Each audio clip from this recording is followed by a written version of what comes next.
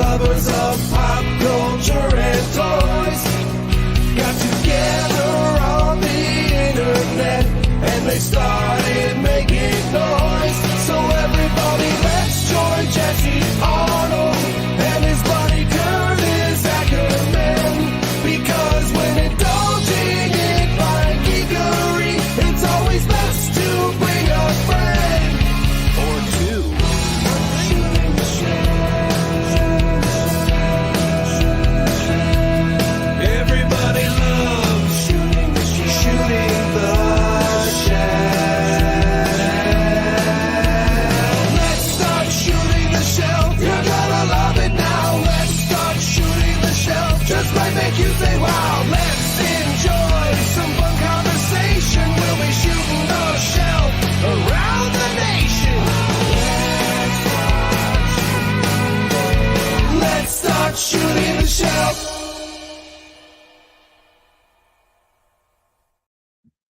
Good morning, everyone. Welcome to Shooting the Shelf. Typed correctly this week. Episode 20 of Season 3. I'm Jesse Arnold, and right with me over here is this guy, Nice job. Curtis. Typed correctly this week, but in the wrong time. So Look, well, yeah. All right, look. so you fixed last week's mistake. Now you're making all new ones. I am nothing if not consistently inconsistent. Good job, Jesse. Thank you You very got much, this. Curtis. Well, yeah, It's Sunday night. It's time for another fun show. it I is. can't believe it's Sunday night. It feels like it was just 10 minutes ago that we were doing your birthday show last week. I know. Maybe Time just because flies. it does, if you believe in time. Some people say it's a construct, but whatever. My brain can't handle that conversation tonight. What are we doing? Hi. How about I shout out the folks that are in the chat? There we go. Okay. That'll do it. We've got Dave Orkin, Michael Casper, Dawkins out there, V-Dog, Wholesome Warlock, Carver Customs, Brian Lynn. We also got Stacy Lynn. Both the Lynns are here. We got Van Johnson, Michael Morales, Purple Gang Gang, Matt Stein, and Guaisagüe Echevarria. There we go. And there's Joe just popped in. So, yeah, we got people are kind of still rolling in and realizing that we're Okay. on, and we'll go from there.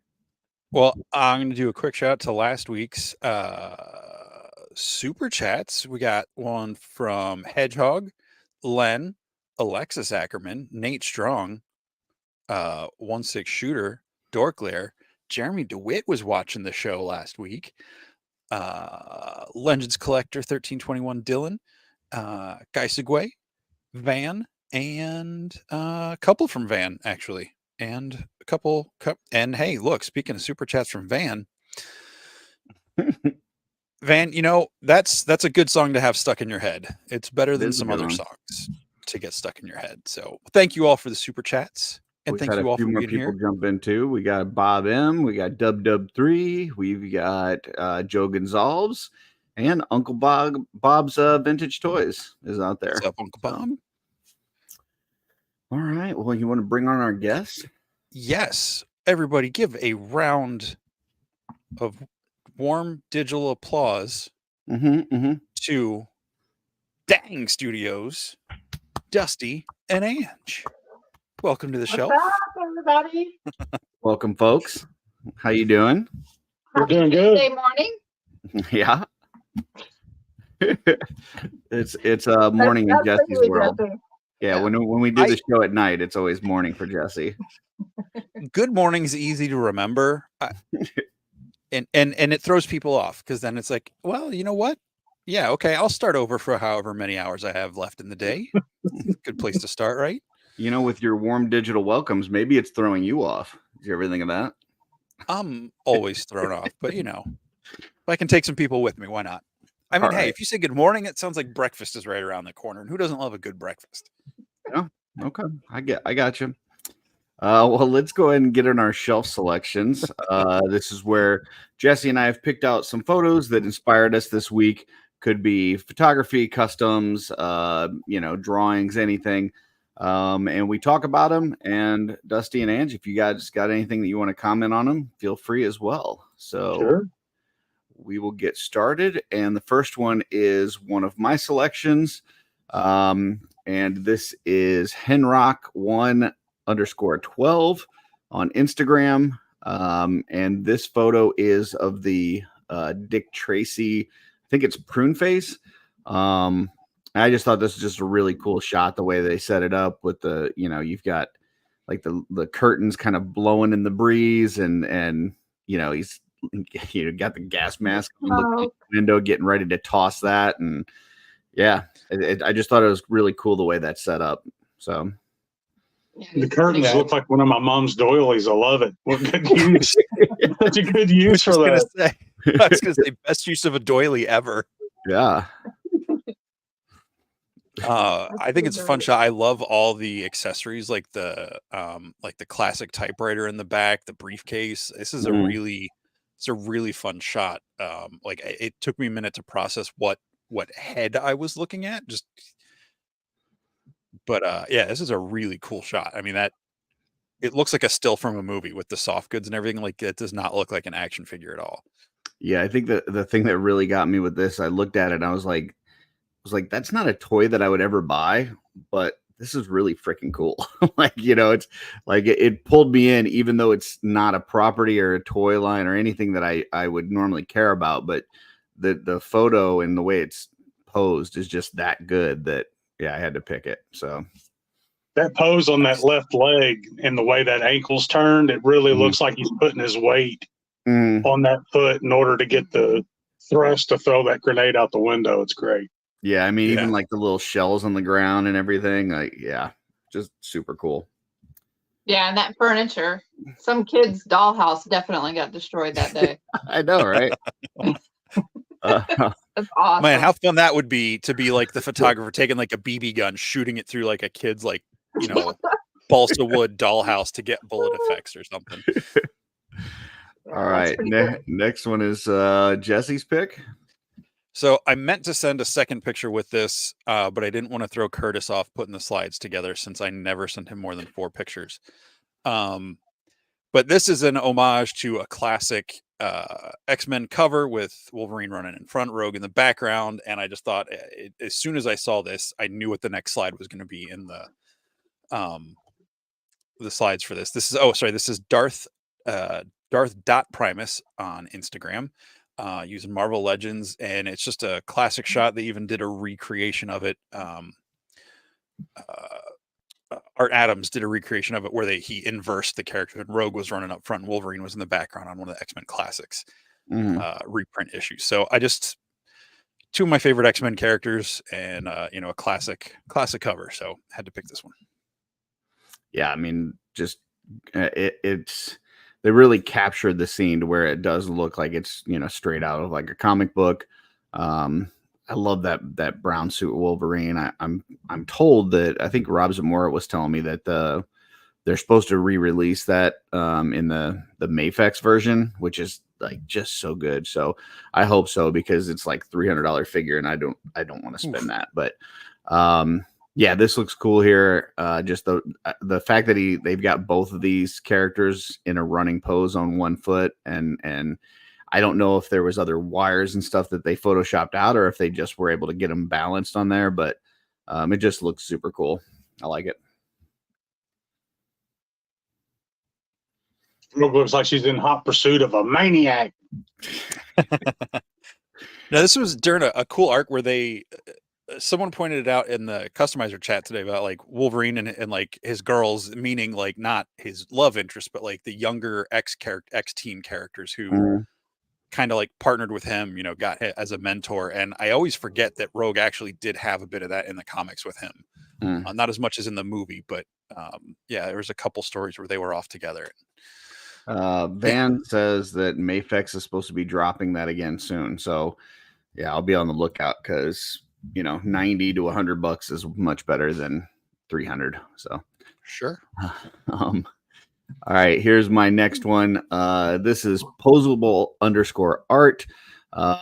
And if you like Sons of the Red Star, I mean, this is a good crew right here coming at you. So I don't have Grisha. I don't have a Keltis either. I got my own makeshift Keltis. But yeah, I really need to get a Grisha. But this is just a cool little squad. I love that they're kind of looking down on wherever, like whatever they're, I don't know if there's like a fight underneath of them or somebody that they're getting ready to jump or what, but I just thought this was a cool little pose, and those three together look really awesome. I don't know. I mean, they're all in the same faction. They all play a very, well, I would say an important role for each of them, but I don't know that I've really seen too many photos of them together. So I thought this was kind of cool. Yeah, the lighting on that is perfection. I'm with you. I don't know if I've seen all three of these characters together like this. And yeah, it like you said, it feels like a scene right out of a movie where, you know, Scapular is just like pointing his spear, like, all right, go get him. And like his two lieutenants are like right there with him. And whoever heroes or other bad guys that are down below that they're got a beef with are in for some pain. Yeah. And I don't know, for some reason seeing these together makes me feel like I've always kind of felt like Grisha was like out of place in that group, like as far as just the armor and stuff. It's just so unique, but I feel like it goes with Scapular pretty well here. I don't know what it is, but just seeing them side by side, maybe it's the helmets, I don't know, but it looks like it just fits together pretty well. So, and you got a nice little light on it. It's a great shot. Grisha's on my top 3 figures that I'd like to have. Yeah, I was hoping in this shot, it just looks like Grisha's getting ready to pull a couple daggers out and take a jump. Or he just found a Buc-ee's. Or she. Yeah, there you go. Yeah, he or she. Yeah, I was hoping to get a Grisha from my mystery box, but I did not have that luck. So we'll see. I would say that's a character that could definitely get a version 2 here, you know, sometime shortly. So we'll see how that goes.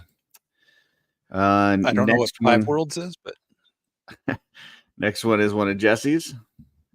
All right, so this is Amusing King, and this is a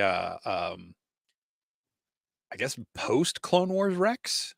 You know, somewhere between his Clone Wars and Rebels appearance, with like more the soft goods showing on his arms and legs and stuff. But I just thought this was a really cool, not simple in an insulting way to the technicality of the shot, but it's just straight on. He's walking towards you. It gives you everything you need to know about like who this character is. I feel like you can just feel his confidence and his swagger coming in through this shot. So I thought it looked really cool.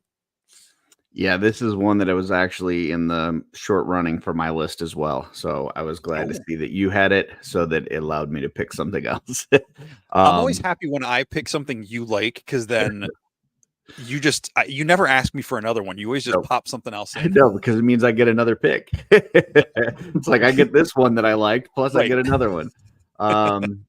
But I just think this is just really cool pose, just the badass kind of walking with the gun in the air and the scenery. You know, whatever, I don't know if that's a dio or something outdoors, but the rock next to him and everything just feels right in scale. And it just looks really nice. I like it a lot. Yeah, that's gorgeous. Yeah, the movement in that, it really tells you a story. He's either just whooped somebody's rear end or he's getting ready to whoop somebody's rear end. Yeah. I was kind of with the getting ready to, but yeah. I think the only thing, I think Van's got the wrong show. So. Yeah. If his hips had a little bit more of a tilt to it, it would sell a little bit more, but like with the swoosh on was that the comma or whatever on his skirt piece and the way the legs are positioned, it just, it definitely feels like he's like physically mid-stride walking. Do you remember, was this a 1/6 scale figure, or do you know what this was? I think it's a 1/6 scale, but I'm not sure. I thought it was, but I wasn't positive. So, all right. This is my next selection. And talk about kind of out of the comics. This is Toy Fantastic on, Toy Fanatic on Instagram. And this is all practical. There's no Photoshop and all that kind of stuff. So there's a behind the scenes that has like, there's a thing that is holding this sign that says the Smash, like the boxes that are in the air and everything. Like it's like it takes this behind the scene and kind of turns it, and you get to see that like every one of these like little pieces of wood that are out there are either propped up by something or stuck onto him. All the little boxes are up in the air. So I just thought that was neat to, come up with this, like even so much as just having the word Smash like on a thing that's just like there was pretty cool. And to have that Smash lit and positioned in such a way that it looks like it was digitally placed. Yeah. Or like hand drawn but digitally placed, that's yeah. Now, obviously, the know background is different, but I mean, all the stuff that's in the foreground is, just actual stuff that was propped up. So, wow, yeah, it looked cool. That's crazy. I love Juggernaut. Give me all the Juggernaut. Yeah. Is that the Marvel Select? Yeah. Yeah. The big that thing's just a hulking Mahunga Yeah. Man, that thing is, it's like good 5 pounds. So yeah, just really cool shot. But if you get a chance, go check out Toy Fanatic on Instagram. Check out the behind the scenes because it's really cool. I liked it a lot. Next one is Jesse's. Oh, that's badass. So because it's fun on Instagram, it's a turtle shot. It's a moon. It's the newer or the recent release of the Mezco turtles, and it's just such a fun shot. I feel bad for who is that? Mikey, I don't know if he's breakdancing or if he's wiping out. He's definitely wiping out. Yeah, I was wondering what was going on there. Total face plant, but it's just really cool. Just a little bit of the building, like the rooftops there with the water tower and the moon. It's such an epitome image of the turtles in front of the moon. I just thought it was really, really cool. Yeah, those Mezco turtles are so good. I love the one that I've got, and I would love to get the other 3, but they're so expensive. But yeah, this is a cool shot. I'm not sure what's going on with Mikey, but the raft pose is awesome. And then just the Leo and Donnie, just kind of, one with the arms crossed, the other one kind of rubbing their head like, like they're disappointed. And then even just the little rooftops there. I don't know. I mean, I'm guessing those are kind of Dio pieces that are carved out of foam or something, but it looks really cool here. So yeah, good job. The water tank looks awesome. Oh yeah. It looks so real. Yeah. It just looks like four brothers laughing at the youngest one's carelessness. Yep. My last one for the day is from our good buddy Jesse Firerizon, who just got an awesome position with Big Bad Toy Store. So we're very happy for him. This is a 1/6 Clint Eastwood, and he did do some Photoshop work to kind of take out that wrist joint there and make it, to where it looks more smooth. But I just thought this was freaking cool. I mean, he did a little teaser the day before he dropped this, and I thought the teaser was cool. And then when this dropped, I was like, yeah, this thing's got to be a shelf selection for the week. So he just killed it. Man, between him and some of the stuff that Trevor does, like these guys are really itching to make me buy a 1/6 figure, and I really don't want to because I don't have the space. But yeah, this thing looks awesome. I like it a lot. You have Mondo, don't you? Yeah, but I'm like Hot Toys and stuff like that. Like I haven't gone down that route.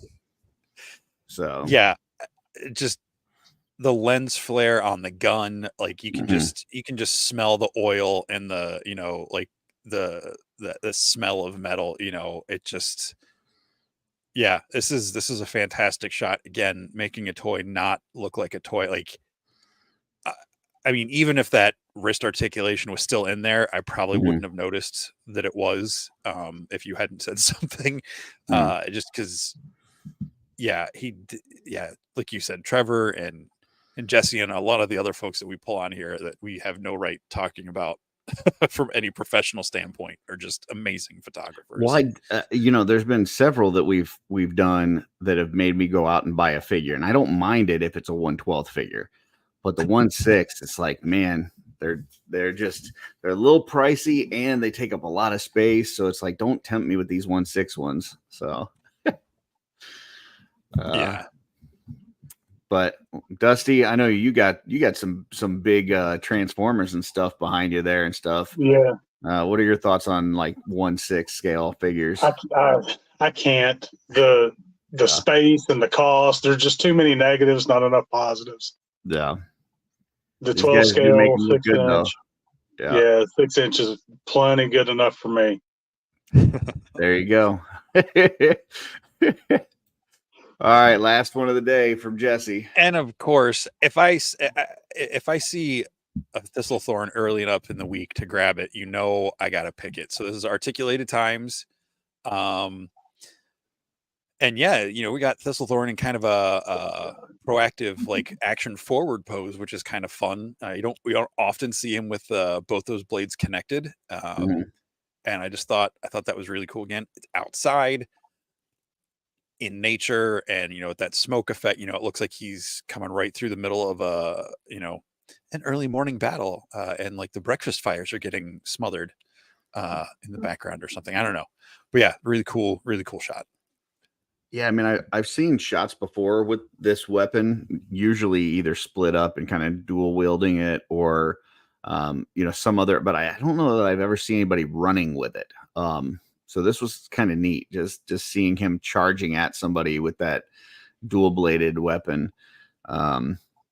It's cool. And then you go and look at the fog in the background and the kind of the outdoorsy shot, the lighting. It's just it works totally. I think it's pandering to Jesse. And I think that people at this point are just trying to get on the show by doing Thistlethorn photos, but it still looks cool. If these people are watching the show and pandering to me, keep doing it. I will pick your photo. He's definitely my favorite. And that weapon, it always makes me think of the opening scene of Lord of the Rings when the elves are lined up, in the prologue, and I know it's just swords, but the way they swoosh them around in that opening scene makes me think of this blade. So just thinking of Thistlethorn getting that kind of action. Gotcha. Sorry. All right. Well, that was shelf selections for the week, but we do have some more photos to bring up. And the first ones we're going to show, I'll kind of give it a second, but Dusty, last year you kind of surprised us with the Cabal Creations coloring book, and that thing is just phenomenal. There was some, I think, was it PowerCon that you were selling the first ones? And then I had a handful of them with me at PowerCon because that's when I gave them to the Horsemen. Yeah, and then obviously Legion's Con at your table. And then, wasn't too long after Legion's Con, and maybe even during Legion's Con, we started hearing about possibility of a cosmic one. So yeah, I had a sneak peek at the end of the first one that might lead to a cosmic. So I know we've got a couple pictures here to show, but can you just kind of tell everybody how that's coming along and what they can expect this year? Well, Volume 1, between the time that I got permission to do it and then fully put myself into it, I had about 6 months to get 30 drawings done. Mm-hmm. And in that time, I was also drawing some cosmic, and just decided to go full on mythic with Volume 1, and then maybe if it took off okay, to do a Volume 2 and just do all cosmic. Mm-hmm. So I've had a lot more time with Volume 2, and I've put a lot more work into Volume 2. A lot more. So, a lot of volume 1 was like hero poses because I didn't do a lot of backgrounds and stuff like it. To be honest, I didn't even know if I'd get the project done. But this time around, I'm spending a little more time, and I'm going back to others and adding and things like that, and just spending a lot more time on this one and taking my time and trying to do things a little better this time. Well, let's show. You sent us a couple photos. So the first one here, why don't you tell us what we got going on here? Walter the Mad with the skeleton exclusive head, and I just was trying to figure out a reason why he'd have a skeleton head, so I just had him floating around out there with his with his tether ripped off, and kind of made sense to me. Yeah, the fun part for Jesse and I on this one is we were talking to you about this at MuskeeCon, and you were kind of asking like, well, not really asking, but we were just discussing like, how do you make it, because it's a coloring book, so you can't see what color this armor is. So how do you identify that this is different from, let's say, Sligo, or different from the Sentry, or whatever. And you kind of talked about the uniqueness of that skull head with it. And so, yeah, putting him out in space like this and not having any air. And so that's why he's a skeleton. He's been there a little while. Yeah, it works perfect. At first, it's just a really cool, amazing drawing. And then before you got to that point, I'm like, oh, he's got the skull in there. Okay, Walter. And then I see the hose, and I was like, "Oh, that's kind of dark." But it's not like super in your face dark. Like it's fantastic. Like it's and it doesn't. It's not like it tells a story. And I'll give you another sneak peek too. There's several other drawings that Walter will be floating around in. So just kind of keep your eyes open. Nice. That's right. All right. I know you like Transformers. So that reminds me of the IDW series, not the current Image one, but the one from a couple of years ago. They kept having stories where, was it not Cosmo? Who's the blue and red, like little truck one? Gears. Yeah. I think it was Gears. Gears kept having to get rescued by Cosmo because he kept losing his gravity and like drifting off into space. So every couple issues you just see Gears just floating in the background and Cosmo coming to rescue him. So, yeah, I had a lot of fun with this one. I was really pleased with the way it turned out, and I have a lot of other drawings that have space windows and stuff in the backgrounds. So, I was like, well, I could add a little more fun to this piece. I'll just have Walter floating outside the window there. Yeah, and have a little fun with it. I know you were talking about kind of doing more of the backgrounds with this one and stuff. Like this came out awesome. I love the whole space vibe here. Whether it looks like maybe a couple moons in the background or something, and the stars, like this just looks really cool. Make them whatever you want. Yeah, I mean, as long as you didn't do one like the one Star Wars coloring book out that came out with The Force Awakens, where it was just Kylo Ren with a bunch of stormtroopers, and all the black was printed black, and someone just took their crayon or colored pencil, colored in the red on the lightsaber, and they're like, well, guess I'm done. It's like, well, there you go. This one's probably got the most black, on a page than any of the others. Oh, it's fantastic. And you sent us one more from the coloring book, and this one's a pretty popular character, one that any of us that were at Legion's Con last year saw in life-size format, and that is Ziri. So can you tell us about what's going on here? I had another Ziri where she's just in a hero pose and stuff, and I was like, man, I got too many hero poses. I need to get some action shots in there. And when I see Ziri, I think of her getting around pretty quick and escaping and stuff like that. So I was working on a 3D printer model for a speeder bike for her. So, and that hasn't come to fruition yet, but the idea of that speeder, I was like, ooh, I'll just try to draw that up and see what I come up with, and just kept adding. And then I got a pretty cool pose on her, and yeah, I think it turned out great. This might be one of my favorites because the speeder's my design, and I had a lot of fun with this one. I was gonna ask that about the speeder because it looks awesome. I didn't know if it was a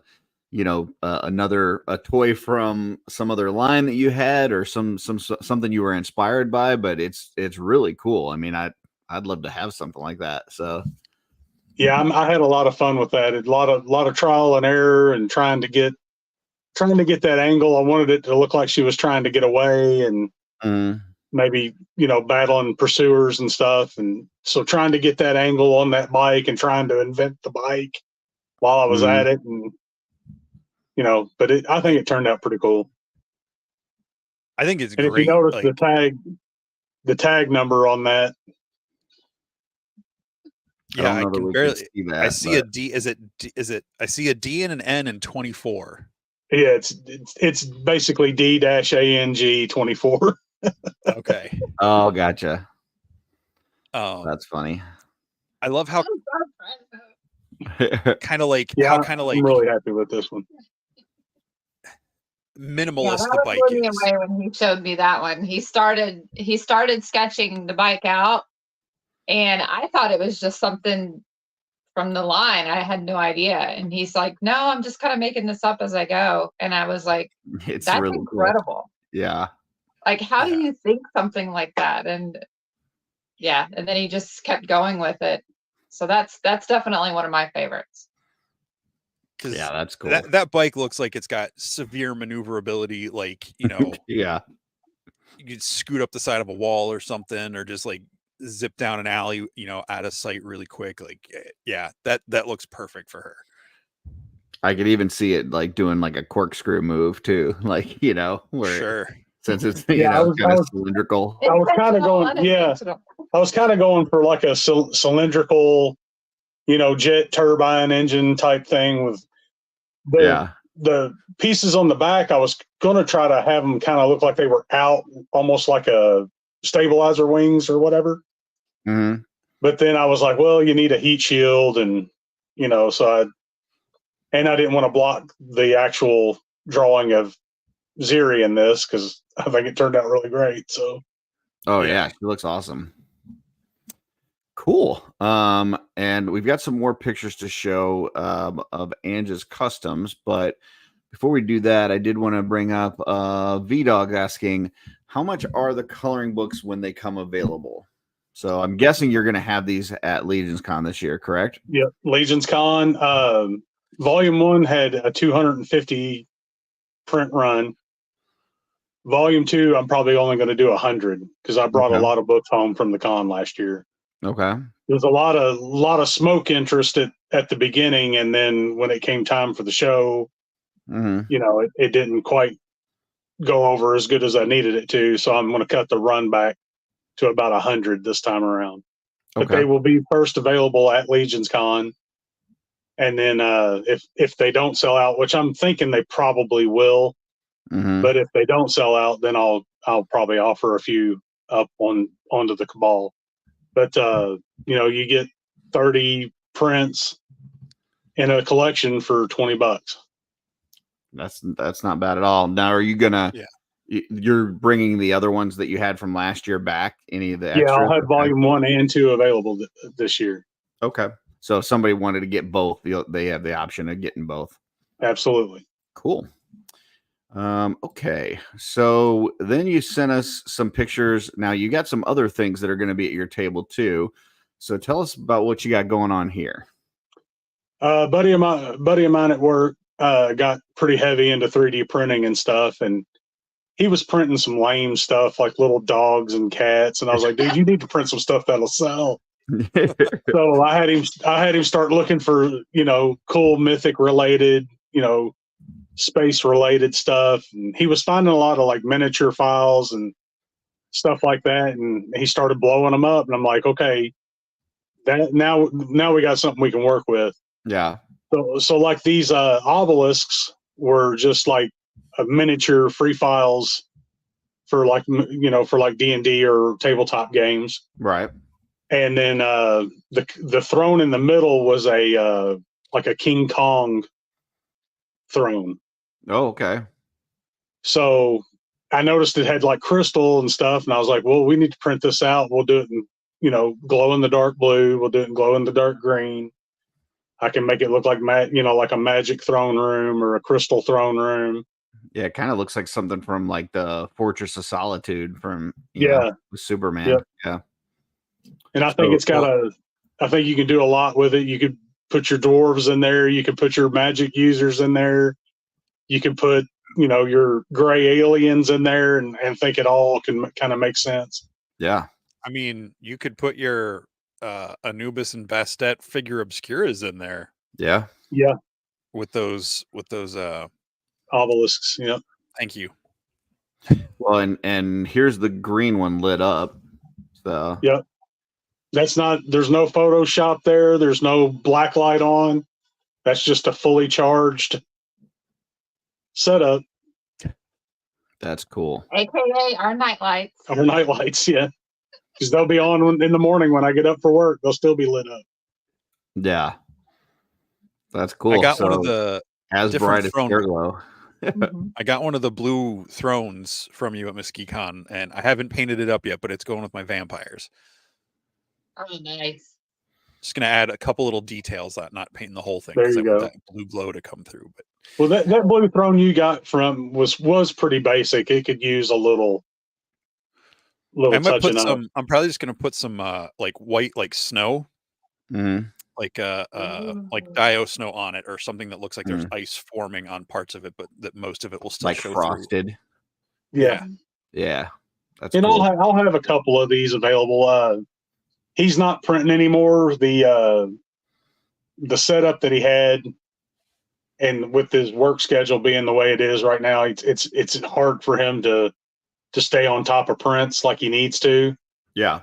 So I'll be pretty limited in my selection of this stuff this Legion's Con. So it's cool how the glow in the dark from that lights up like that whole cube you got there. It's so fun. It's so fun. The glow stuff is it's so much fun because it stands out at night.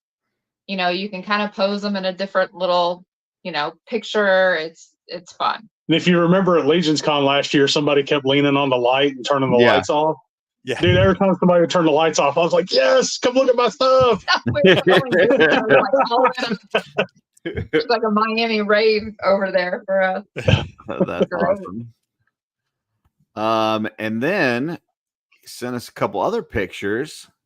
So, Ange, tell us about what you got going on here. All right. So when he, says, hey, I need you to paint this, usually I just stick it aside and keep sticking stuff aside. But this little guy, there was something about him that made me feel like he was like this ice king.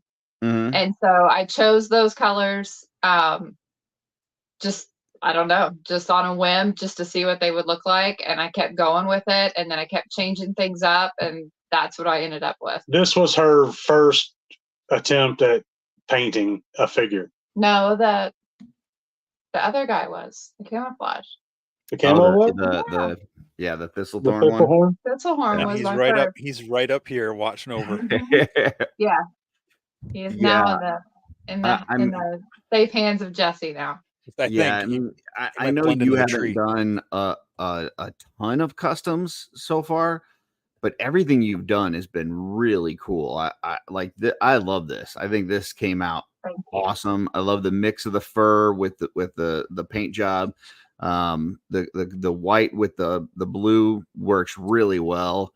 This just came out really he's cool. The one, I think he's the one with the boots where I made cracks in the boots, so it looks like cracks in the ice.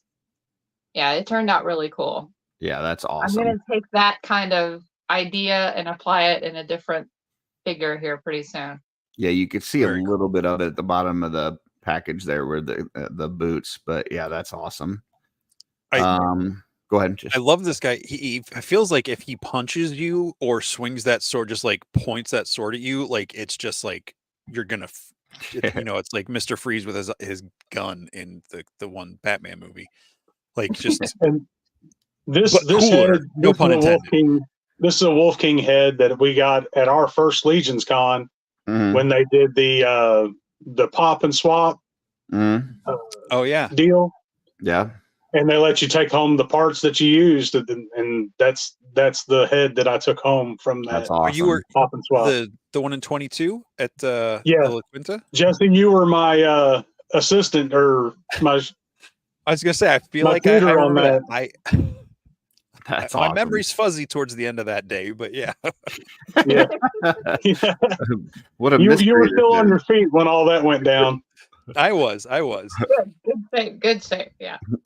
And then we've got this guy. This one's my favorite. So you want to tell us what we got going on here? That was my first hair transplant. All right. So how was this done? So I don't know where the figure came from. I don't even know where the head came from. All I know is I saw this poor guy. That's the goblin head that came with the Mephitor that you painted that Jesse has now. Gotcha. Oh wow. Okay. So I wouldn't have guessed that I that felt head. terrible for him. He had no personality, nothing. And I Just thought a black head. he looks like he's been around for a while. So I wanted to give him some type of look to reflect that. So I thought, you know what? He's got to have little patches of hair somewhere. So I just started going through all my craft stuff, and I found a bunch of fur, and I started taking the fur out one by one, and just with a needle, I just gave him hair plugs. Wow. That is interesting. So I started needling in his hair, and that was after I painted him and gave him a little bit more contour and gave him some ugly teeth and some scars and stuff like that. I was blown away. Yeah. My Mythics collection is not huge.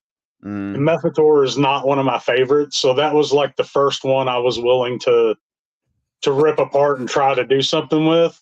Right. So basically, she came up with the camouflaged Thistlehorn, and then with the goblin head that came with that Mephitor, she came up with it. I was like, paint this for me. I was thinking she'd make it green. I could interchange it with my goblin builder. She comes back with that skin tone with the red underneath, and then she put hair in it. And if you look, that hair is the same fur that is on the loin piece of the figure you just shown. Nice. Mm-hmm. I love that. Like I thought that was that goblin head. I didn't know it was the black one from the Mephitor at first, but like I was like, man, there's a lot of modifications going on there. Like, so as you were talking about, I thought it was just a really intriguing paint job, but like with the scar and the hair just adds, like, this feels like a goblin that's been around, like one of the first goblins, and is just so sick of life. Yeah. And he just can't die. Like he just looks miserable. And I mean that in the best way. Like it's so well done. Like it that hair is just that right nail texture. Polish on.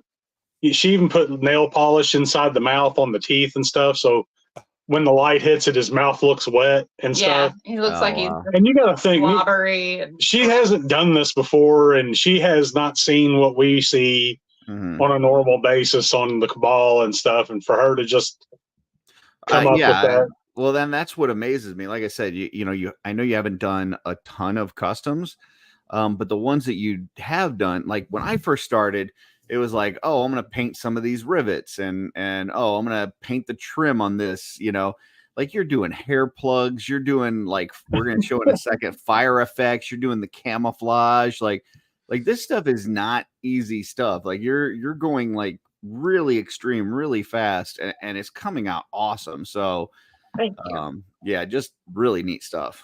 Well, that's what happens when he hands me something.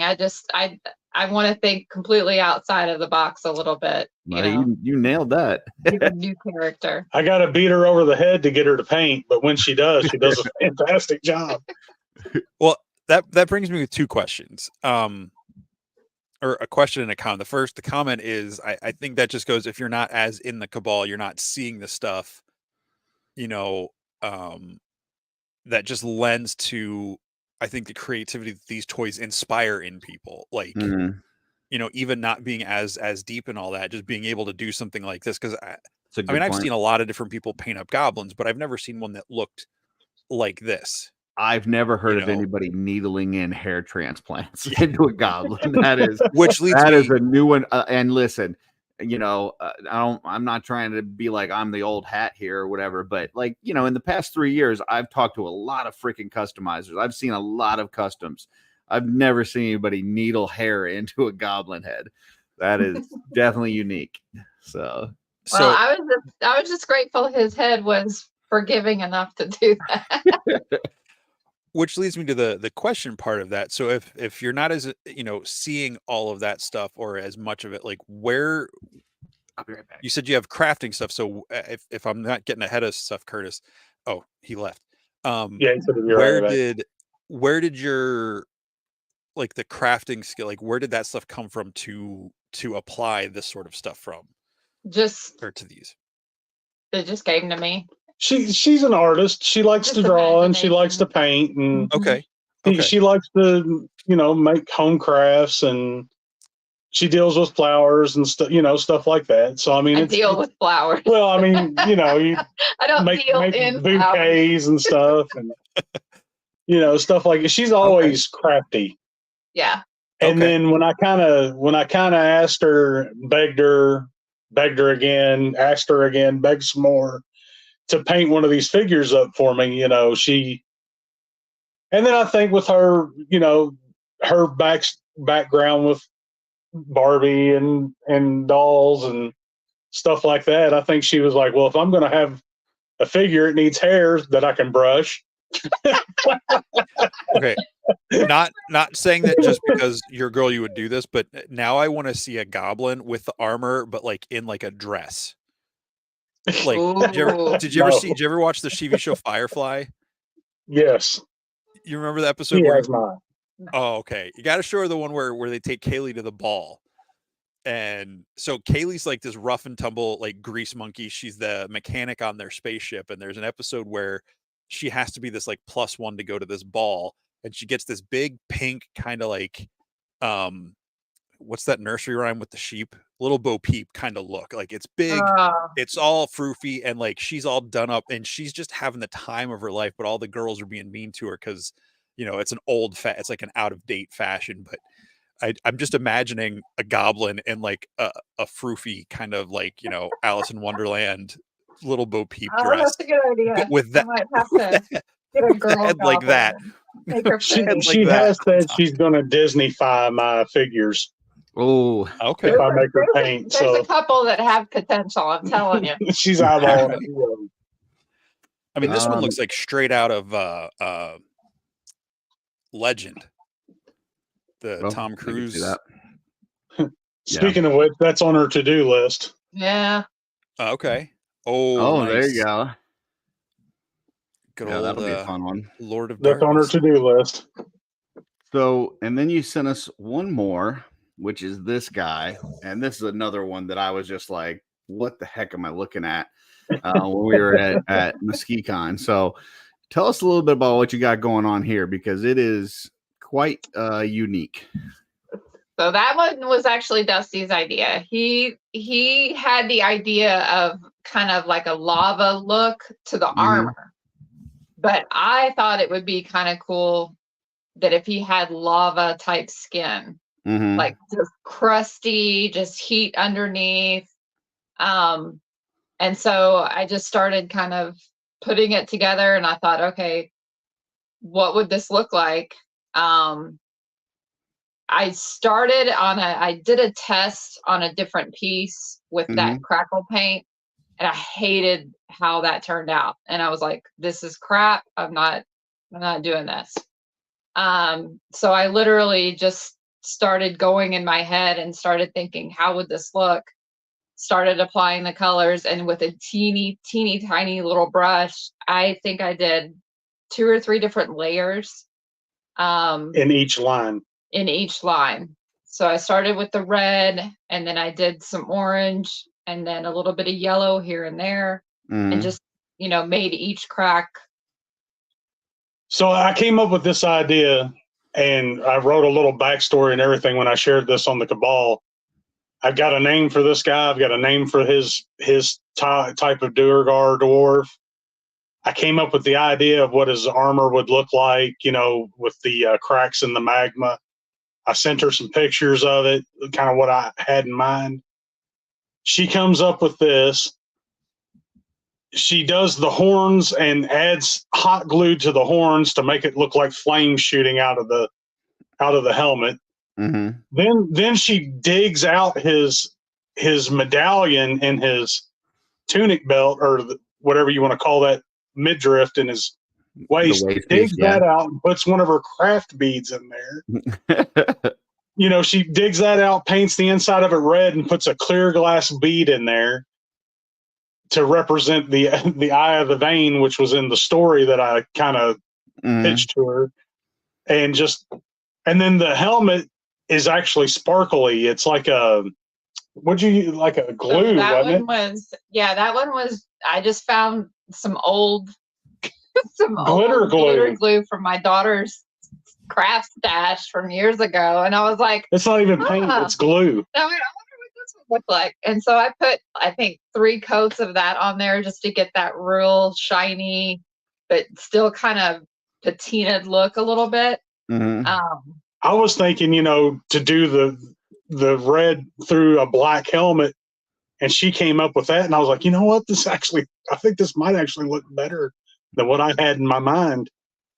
Yeah, But- because I didn't want a super shiny, you know, plastic, you know, gold look. I wanted something that kind of had a little bit dirty look. a little bit of a dirty, kind of grimy, but still you could see that sparkle every now and then. Yeah, I love the. Go ahead, Jesse. I was gonna say I love the black. Like it feels like actual like char black metal, because we used to have like a burn barrel out at my stepdad's place where we burn trash, and it just looks. My idea for it was like they were wearing cast iron armor, and that they would season that armor with the blood of their enemies, you know, so almost like it's cast iron. And she nailed that cast iron look, I think. Yeah, and I love the lava souls on his the magma heels. Yeah, that's a little Air Jordan, you know. That's her Fire Jordans. Fire Jordan. Yeah, he was a lot of fun. I liked him. So, you know, I saw this at MesquiCon, and I was just blown away. And I asked you about it, and you talked, especially the horns. The horns. I mean, the overall look is cool. I love the cracked skin and all this and that. And I was like, what are these horns? I thought they were a third-party part at first. And you told me how you did them. And I knew immediately I had to like mess around with that when I got home. And so I don't know if you saw this, but I finished this piece, like last week. Yes. And just did kind of that same thing that you were talking about with hot glue and practiced. And I wanted it to kind of resemble like a Templar shield, but in flames. And it worked really well. I mean, it took some getting used to, because flames kind of, they don't all go the same direction, so you got to kind of wave it in and out. And so I had to kind of play with it. I think I grabbed like a little toothpick and it was just kind of messing with it after, like, as it was drying. And it worked like a charm. So, I mean, you definitely inspired me with this. That's awesome. I thought this was awesome. So it was a lot of fun. And it, like I said, these things don't just, come to me. It takes a little bit of time to kind of let the process happen and just see what happens, and then seeing what I have around the house to make it work. So yeah, it's been fun. Yeah, it's super cool. She'll get motivated every now and then, and like when she gets into one of these figures, she'll get a little more motivated, and we'll end up in Target and she'll buy a bunch of stuff, and I'm like, "Ooh, you bought some stuff for some figures, didn't you?" Yeah. course, you know, that was 6 months ago, and it's all still in the package in a cabinet. But you know, there'll be the day will come. Yeah. Well, I mean, listen, I know Jesse and I talk this up all the time, but we're in that customizing studio every Sunday. If you ever want to come out and hang out with us, it's a good place to, you know, do some customizing. If it wasn't for that every Sunday, I probably wouldn't get near as much customizing work done. But just knowing that there's going to be other people in there and hanging out, it's just a lot of fun. And yeah, so I just hope you continue to do this work, because your stuff is phenomenal. I love the outside the box thinking. I love that it's not just, you know, I'm going to do this because that's what this person told me to do, or that person, or I watched a video and it, like, you're just like, I'm going to try this, and I'm going to try that. I'm going to try this glue, and I'm going to, you know, do this stuff. And it's like, yeah, it's really cool outside the box thinking. I love the way your brain's working. So yeah, I hope to see a lot more of this. Thank you. Me too. So yeah, I keep this is just really weird in my brain. I keep seeing that torch there from Chuck's Geek Spot. I have the exact same torch, and it feels so one of a kind that I'm like, how did they get my torch? And you know, it's just brain. I bought the last one he had on Sunday. Okay, so I only have the one, but I love that thing. Yeah. Well, that is the last one that I had from you guys. But, you know, once again, can't wait to see what else you bring to Legion's Con. I know it's going to be exciting. So, yeah, I'm obviously going to get a coloring book, and I just want to see what other kind of things you got there. So, yeah. I don't know why I pointed at my head. Do you guys have any other shows between now and then, or is that kind of the big one that you're working towards? That's the one we're going to work toward with no PowerCon this year. Yeah, we're going to save up. I think because of the way like Election Day falls and Veterans Day falls, you know, with me working for the government, I'll be off those days. So I think we're actually going to go ahead and head up that way on Tuesday. Yeah, get up a little bit earlier. Stay Tuesday night and go to the city on Wednesday, and then we got selected for intern, so we're going to intern. This will be our first time. We'll see you there. Jesse and I are going as well. Yeah, we're looking. I'm really looking forward to that. She might be looking forward to that. You never know with her. It's such a good time. You know, Curtis. I'll be all right. I'm good. Curtis talks about it up all the time. You know, if you get a chance to go, you definitely should. And just the way sorry, I'm stealing your thunder here, Curtis. How welcoming the studio is. Like, they literally, like, they're still getting stuff ready for the show, but they kind of shut down for that whole day just to entertain all of us coming in, and everybody's so nice and friendly, and just, you know, letting you into your office space. And when you get to see like Sherry and Cameron's paint setups, and, you know, depending on which one you go with, and it's just, and I think this year being the anniversary year and everything, I think it's just going to be an extra special event for folks this year. Not that it isn't usually, it's just, I think there's just going to be that little extra energy, you know? Yeah. I mean, let's face it, like, we're all a bunch of nerds, and, you know, these guys, the Four Horsemen, are like superstars to us. So, you know, anything that they do, we were going to go there and go, oh, this is awesome. But I think the really cool part is that, you know, I see people bringing their spouse, bringing their kid, bringing, you know, a friend, whatever, that doesn't collect this stuff. And they go there and have an amazing time at intern and go, wow, those people were just awesome. They were just great people, you know. And that's the thing that I think is most impressive, because, you know, Eric Treadaway impressing me, that's not saying a whole lot, because, you know, I idolize the guy anyway. But when you go in there, I say it all the time. Right. But when you go in there without a connection to this line, and then you walk out going, hey, I want to do this every single year, that's impressive. So yeah, and that's what they bring. So it's, yeah, and like you said, Jesse, with the double anniversary, I'm sure it's going to be awesome. So yeah, I'm really looking forward to it. This was my first attempt at even trying to go. Like last year, I saw, you know, everybody get your, you know, shots in for the for the lottery, and I didn't even attempt it. I just didn't think I'd be able to swing another day and the ticket price and all that. But this year I'm sitting a little better, and I was like, I'm gonna give it a shot. And we got to go. There you Very go. cool. Going to Aspen. Aspen. And that's like Curtis's beer flows like wine. message. Is that Maine? Samsonite. Jesse's lost in thought. I'm stuck on a word. What mentioned? Good grief.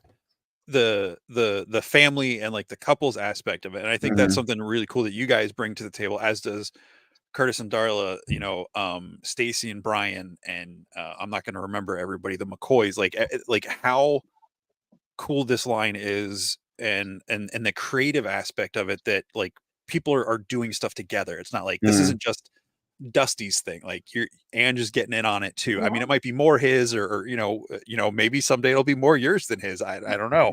But, you know, it's just really cool, that dynamic. And since I went to the first con I went to in 21, how much more each year, like the family aspect of it, and like the connected that like people bring stuff to, and it's not just it's not just a room full of middle-aged guys trying to like keep people out. Like, no, this is my toy room, you can't be in here. Like, right. Angie's always known how much I've kind of idolized Treadway and the Horsemen. And when they gave me permission to actually do the coloring book, and then, you know, when we went to PowerCon and they did the Ox Crew reveal, and then, you know, they were signing my coloring book, they were signing autographs for people on my coloring book. And I think just their general acceptance of me made her come a little closer into the line, you know, to see what everything was about. Yeah. And then, you know, I hand her a figure and an idea, and she goes to town and comes up with something completely different and cool. So, well, I think a lot of it just has to do with the line itself. It's a very all-inclusive story from character to character, and it's not something that people can be offended by or, you know, pass judgment on. It's just a very open thing for everybody, and I think everybody can identify with a character, and I think that people just enjoy it, and everybody gets along, and it's cool. It's cool. Yeah. Well, just cool. It's funny because, like, you know, Darla, she gets nervous just talking to people and doing things, and she's not the most, like, you know, that situation's kind of a little uncomfortable for her, just like being outgoing and stuff. But like, she just broke out of her shell last year, and like there was a bunch of times where she's like, you got the table all right for a second? Can I, you know, go around? And she was just going out and just getting pictures with people. And she'd come back and she'd go, I got a picture with Eric Treadway.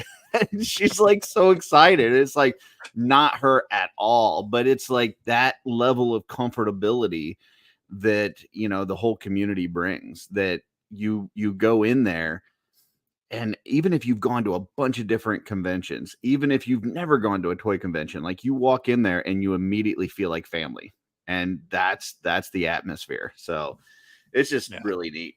So, well, we got a $2 super chat from Eddie here. Que pasa mi gente? For horsemen in our community are excellent.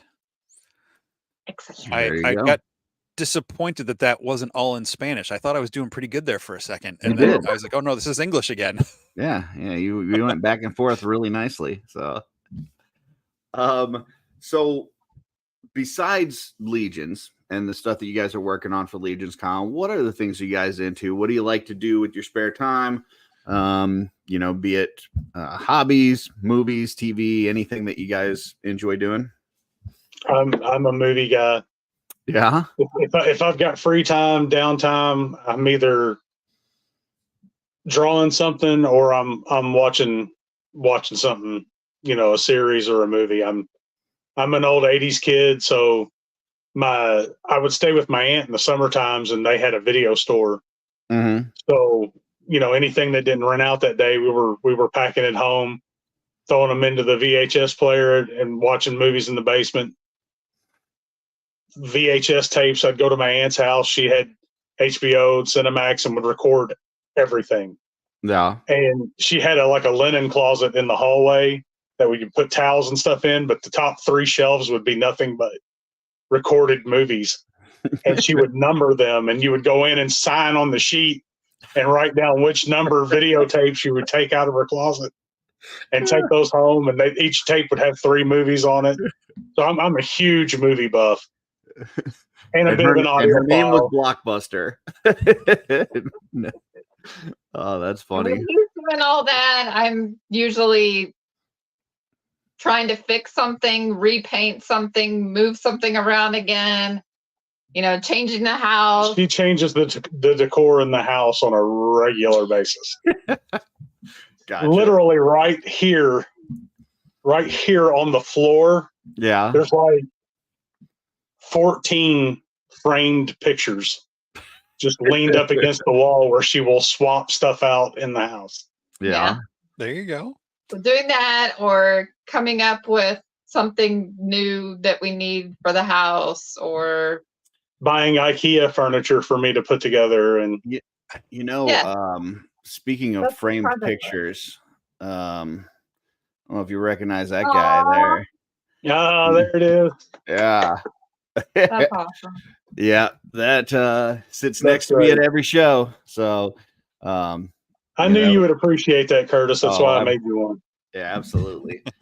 Yeah, you guys just do such fine work. So and I kind of figured that there was going to be some craft thing to Angie's background there, because a couple times while she was talking about doing different customs, she's like, "Oh, I went into my drawers and this and that." So figured there's probably some of that going on too. Lots of that. You get around the holidays with Angie, and our house at Christmas time, our house looks like a Hallmark village. I mean, there's lights everywhere. Everything's decorated. Yeah, Jesse. Valentine's Day, 4th of July, everything's got the whole look of the entire house, the bathrooms, the living rooms, the kitchen, outside, everything gets swapped. I told her I was going to get permanent outdoor lights so I could just hit a couple buttons and change the color of the lights. So I don't have to keep putting them up, taking them down, putting them up, taking them down. That's right up my alley. I don't have anywhere to store stuff to take up and set down. So I have my Pop Christmas Village, because I collected Funko Pops before I got into Mythics. But I don't have anywhere to swap them out. Now I used to move a shelf and put them up, but now there's nowhere to do that. So that is another hobby of mine. Is at Halloween time, I'm real big into Limax, Spooky Town. Oh, I have a huge Spooky Town carnival that I put out every year. It's on a 12-foot table.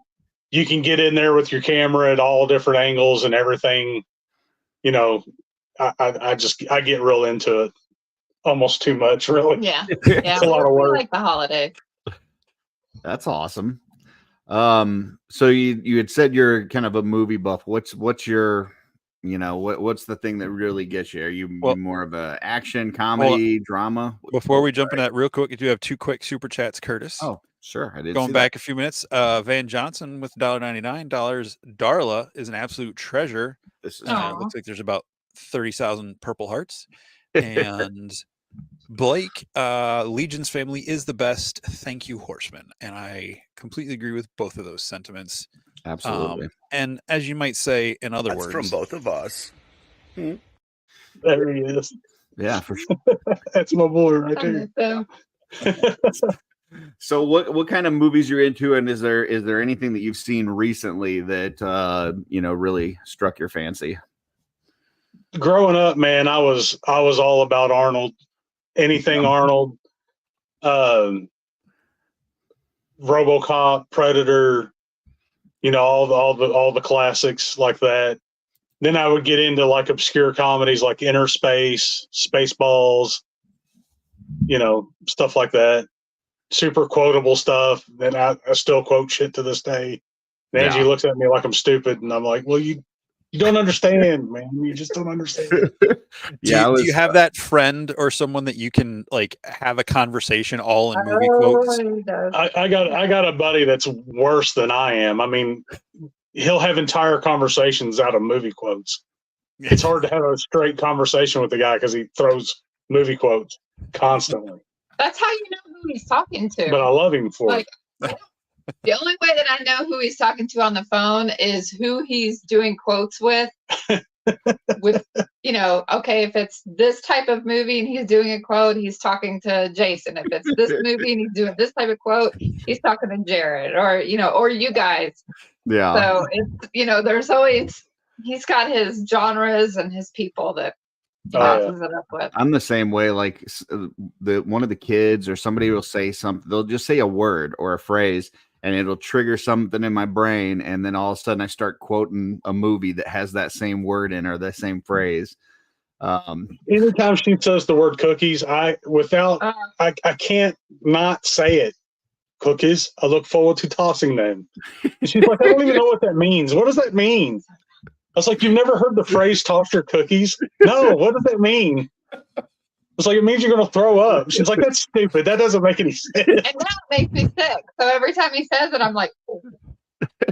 I was on a show the other day and I said plethora, and then somebody, yeah, and then somebody in the chat, it was Guaisagüe, had said something about plethora of piñatas and started quoting from Three Amigos, and it was just like plethora of piñatas. Yeah, I was gone. Like I was like, yeah. And for like the next 15 minutes, they were just quoting Three Amigos in the chat. And it's like, there it is. Oh, so good. See, that's unfortunately happy birthday cookie is what I think when anyone says cookies, or I start looking around for, you know, a box and some milk. Yeah. So is anything recently that you've seen that you've really enjoyed? Oh yeah. I've started Shogun this week. I got through the first 2 or 3 episodes. Mm-hmm. I was a huge Shogun fan, like the old 80s TV series. Yeah. That thing actually taught me Japanese for like a couple of years, and I was going around talking Japanese quite a bit. I wish this new one, and maybe it'll get to that point when she actually starts teaching him the language. Mm-hmm. But that was one thing I really loved about the original series, was how much time they actually spent on him learning the language, to learning to communicate. But man, it is awesome. That Shogun series on FX is awesome. I love it. It's really good. I think probably the only show I've enjoyed more than that this year, this past year, was Blue Eye Samurai. Like Blue Eye Samurai, man, so good. It just doesn't get any better than that. And I like animation anyway, you know, because it's kind of like in my wheelhouse. It's what I went to school to try to do, and man, that Blue Eye Samurai is it's mind blowing sometimes. There's certain scenes in that, and the way the light hits the blades, and I see little stuff like that, and I love it. I love the story, everything. Yeah, I think they did a good job of making you almost forget that it's animated. Like you get so pulled into it. And the animation is so smooth, the story is so good, and they just develop the characters so well. Yeah, it's an awesome one for sure. The way they do like the camera work in that show, they did it like a regular movie or a TV show. They didn't. You watch animation stuff a lot of time. It's it's 2-dimensional. I mean, you know, there's flat, especially like the old hand-drawn animation, and I know they used CG to help with all this, or they animated over people or motion capture or something, but like they still had to animate to it and everything. But because like the opening to the X-Men 97 show, I know they were trying to reference the old, you know, the show from the 90s, but the way you see the heroes running to each other and the bad guys running, and then it like has them like turn to face each other, it just feels so clumsy in modern animation to me. And I know it's nostalgia vibes of. I mean, it looks just like the old one. Didn't they add like a third set into that like charge where there's like a third set charging toward the camera? So you got them charging in from the left and right, but isn't there like a third set of mutants that like pops in and charges toward the camera? I don't think so. I know they like would cut different scenes in at different points, but in that last scene, at least I would skip the intro except for the first and last episode. I'm sorry. Roll that back. Did you just say you skipped the intro to X-Men? Yeah. Is that what you just said? You don't skip the intro to X-Men. If you don't want to look at the intro, I'll give you that. But you listen. Gotta hear it. You listen to it. You don't skip the intro to hear it at the very least. I'm hearing it right now, just talking about it. Like I can never unhear it. Right out of your own show. You don't skip intro to X-Men, okay? Look, I liked this new season. So like that's a huge step for me. Okay, it is, but that should be there shouldn't even be a skip intro on X-Men. They should just remove that button. So I watched it before work. Jordan's right. You need to apologize. So apologize. All I was trying to get to is just the way they did the animation, the ending of that. Wow, man. I'm glad everybody else loves the intro. I guess what? I skipped the intro on what's it called too? Like Toilet Head Guy from DC. Joe says the intro is his phone ringtone. Mine too. And it has been for the last 10 years. I have a fixed amount of time in my life. And I like the intro to Jesse. What's that show? What is it? Peacemaker. I'm not going to apologize. I'm sorry. Well, we're not going to continue the show then. I'm not going to apologize. I'm sorry. I'm sorry that I'm not apologizing. I'm not apologizing for skipping the intro. I skip the intro on my favorite shows. Like it's just. You only got so much time in the day. We'll just leave that on the rest of the episode right there. And now it's like you just heard it again. I'm not. All right, $2 super chat from G. Don't skip intro to X-Men, Jesse. Love you. Yeah, love you too. I'm not saying it's bad.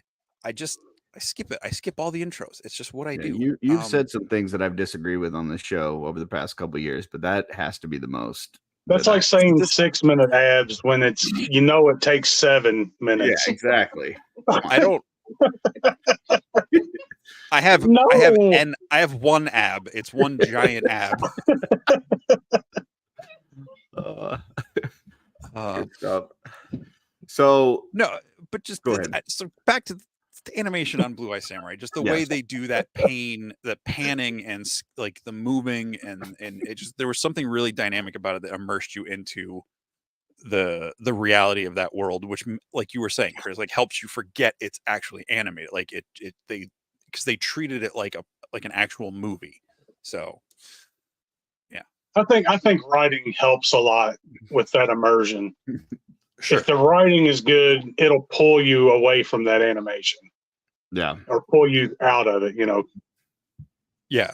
Well, and that's what I loved about that series was that I cared about all the characters. Like a lot of times when I watch a series, like I'm just trying to find one character that I can care about and latch on to. And it's like, at least I've got that one character. Everybody in that series I cared about. Like I wanted to see all of their stories progress. It was just really good. So big fan. Sorry, I'm kind of off my game about that whole X-Men thing. It's so appalling. It is. I wish I had the ability to be so hung up on a thing that other people didn't like as much as I do. You know what it'd be if you like? Look up the definition to appalling in the dictionary. It literally says skipping the X-Men intro beside it. It would be like if I just started eating mayo out of a jar with a spoon here, and then just asked you to keep doing the show as I was doing that. Like that's what this is like. No. So I can't even stand the smell of mayo. I could not imagine. Now you got something in common with Jesse. He He is an anti-mayo guy. I get what you're saying, and I feel like you're going too hard to make your analogy. Okay. Man, I can. Oh, I'm gonna toss Yeah. my cookies before this episode is over. Let's change Oh, subjects. Cookies. cookies. I look forward to tossing. What is that them. one from? I know. What is that? Is that Twins? Twins, It yeah. is, Okay, yeah. Yeah. It's been so long since I've seen that movie. So great, so quotable. Oh. I won't do that because that's like another show stick, you know. But I could We do were it friends, Joe. the whole show. Oh. Good stuff. So, Dusty, obviously we can see behind you. You've got pretty nice Transformers collection. Would you say that's one of your bigger fandoms as far as like collecting goes? Would you say I have a plethora of Transformers? I would say you have a plethora of Transformers. Yeah, Transformers is probably what has kept me into toy collecting. Mm-hmm. I had a lot of stuff left over from when I was a kid. And like over the years, because I loved it so much, like my buddies, I'd be like, hey man, you got any of your old toys left? You want to sell them? You know, before it was really a thing that we were all doing. Why did Right. it sound like drug dealers? And well, because I was peddling that plastic crack, man. Hey, They're man. meeting behind an abandoned Well, I store. didn't You want know? other people to hear I was trying to buy toys, you know, because then somebody Hey, buys them out from underneath. Though you have to You got any whisper more of this them shit. action figures? Exactly. So there was, you know, over the years, I actually bought a few, and then for a while before my daughter was born, I actually had a martial arts supply store Mhm. where I would sell martial arts supplies, and then I got into like medieval weaponry, Oh wow. airsoft guns, and then I started out of the back. I would toy peddle a little bit. Yeah. And you know, people would bring me stuff and I'd buy it. And I sold a bunch of my G1 collection to go masterpiece. Oh, okay. So basically I could sell a G1 Jazz and then go buy a third party masterpiece Jazz for the same money. Gotcha. And so I just started upgrading that collection. So like this back here is mostly my Cosmics and I got some Masterverse down at the bottom and stuff. Mm-hmm. But I got my Titans up there because they're so big and there's a lot of dead space up there we weren't using. So I just kind of put them up there. But in my room in there, I have like 3 big cabinets with my masterpiece collection in there. Yeah. So yeah, I've got two big cabinets. I've almost got all of the G1, which is what I basically only care about. I've got a masterpiece version of all but maybe 5 or 6. Okay. So, but yeah, that was my first love. It's, you know, the one tattoo, Yeah. you know, that I have, That's awesome. and I drew that also. Oh, really? That's cool. Yeah. So, yeah, that was my first love. That's kind of what kept me into it. And then, you know, Masters was my second, Yeah. and Math was probably my third. And, you know, Wait. and that's how I found the Horseman Dial it back in the day. I think my microphone or headphone cut out. What was your third? Mask. Mask. Okay, I thought you said Mobile Armor math, Strike and I Command. was like, I thought he said math too. I was like, man, the guy just really loves math problems. I don't know. He's an algebra junkie. I don't. Yeah. Only when money's involved do I mess with math.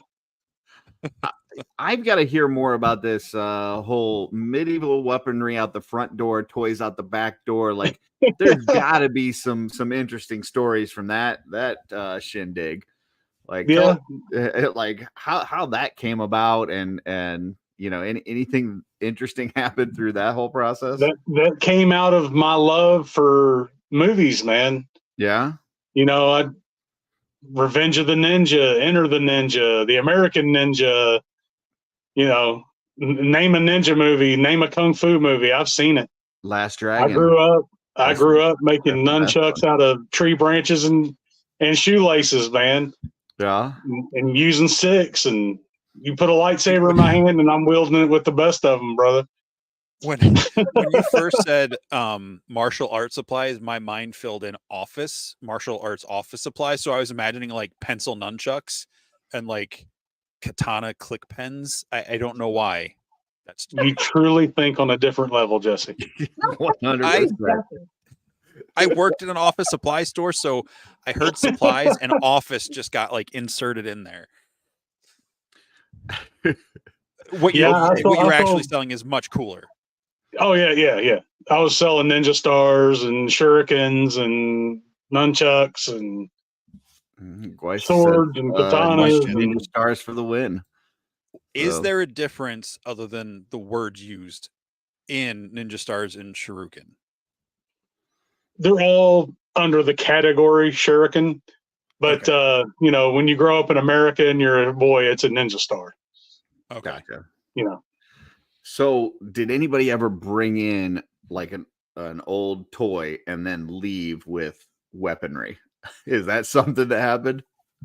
On a regular basis, yeah. That's so cool. Yeah.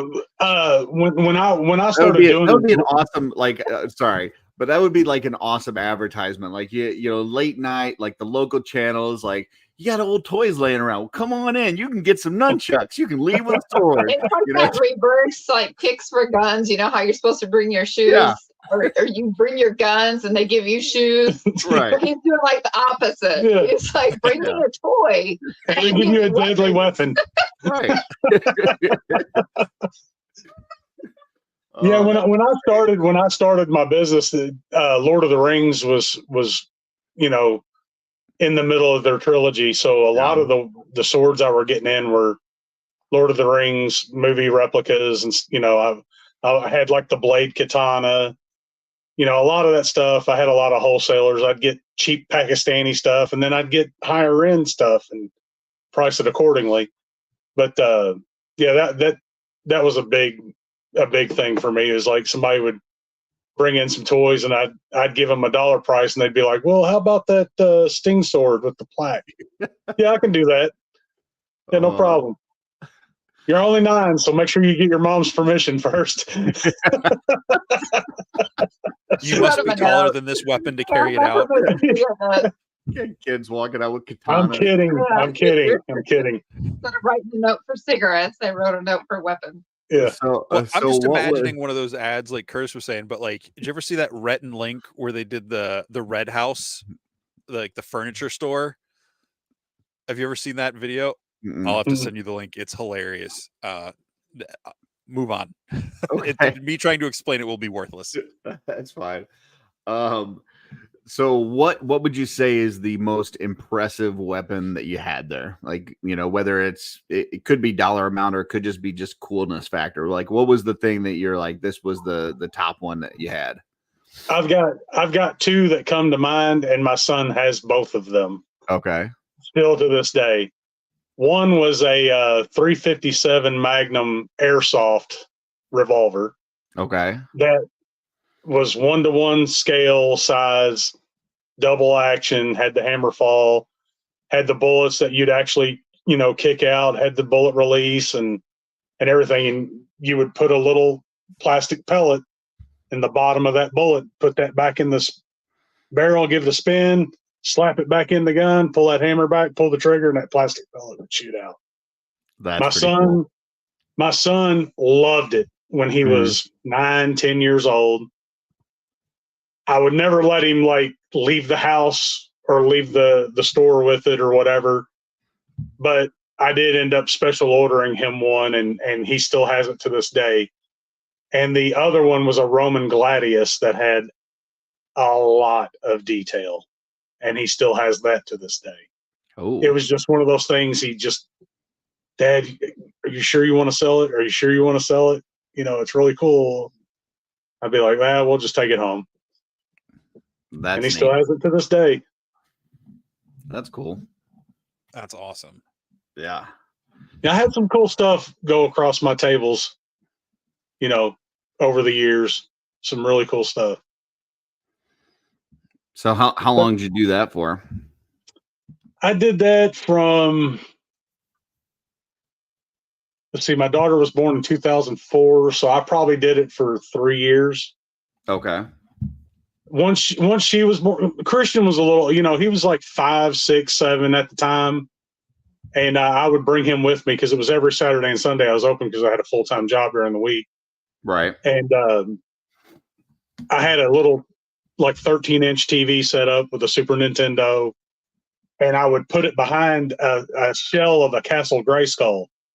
So he would sit back in the corner, and the TV and everything would be behind this shell of a Castle Grayskull, and he would sit back there and play Nintendo and and he'd play and have fun and stuff. But when my daughter was born, it made it a little too much, and I had to start getting a little more tight with the money I was gambling with, essentially.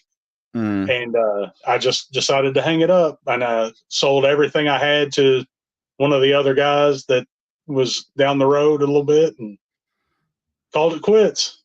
One of the other toy / medieval weapon masters. Yeah, I had like a what would you call it? Like a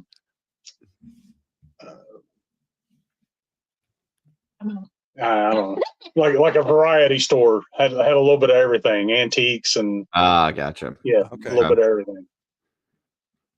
Cool. But I still love that stuff to this day. I mean, who wouldn't? That sounds like it was awesome. have We a do couple have swords a in my question here Ninja from Turtles trash can. What's that? I say I have a couple swords in my Ninja Turtles trash can by my TV. In your Ninja Turtle trash can. Okay. Yeah, the metal. Was it the metal? It's tin? one of those oval shaped ones from the 90s. Well, I know Cartoon turtles on it. I know what you're talking about. It's just the matter of fact way that you said that, like everybody has I one. got a couple swords in my Ninja Turtles trash can. No big deal. I mean, I used to carry them around in a Just a not cool carry 'em, but brag, when I that's all. moved, Not a big I had them deal. in a golf. I had them in a golf bag when I was moving, but Well, that's I what didn't Casey have anywhere Jones to would keep the do. golf bag anymore. Yeah. So I got rid of it, and I was like, I got to do something with this trash can. Okay. I'm just gonna put my swords in it. Yeah. We've got a question from V-Dog. Says, Dusty and Ange, how can we reach you if we want to contact you to order something? Probably the easiest way would be to just find me in the Cabal, shoot me a PM. There you go. We're pretty busy, but I try to check my messenger pretty regular. And then we've got an interesting one from Chris Durant. Says, Dusty used to wrestle and he showed me how to break someone's wrist. Yeah. Yeah. So I showed him a couple shoots. Yeah. Okay.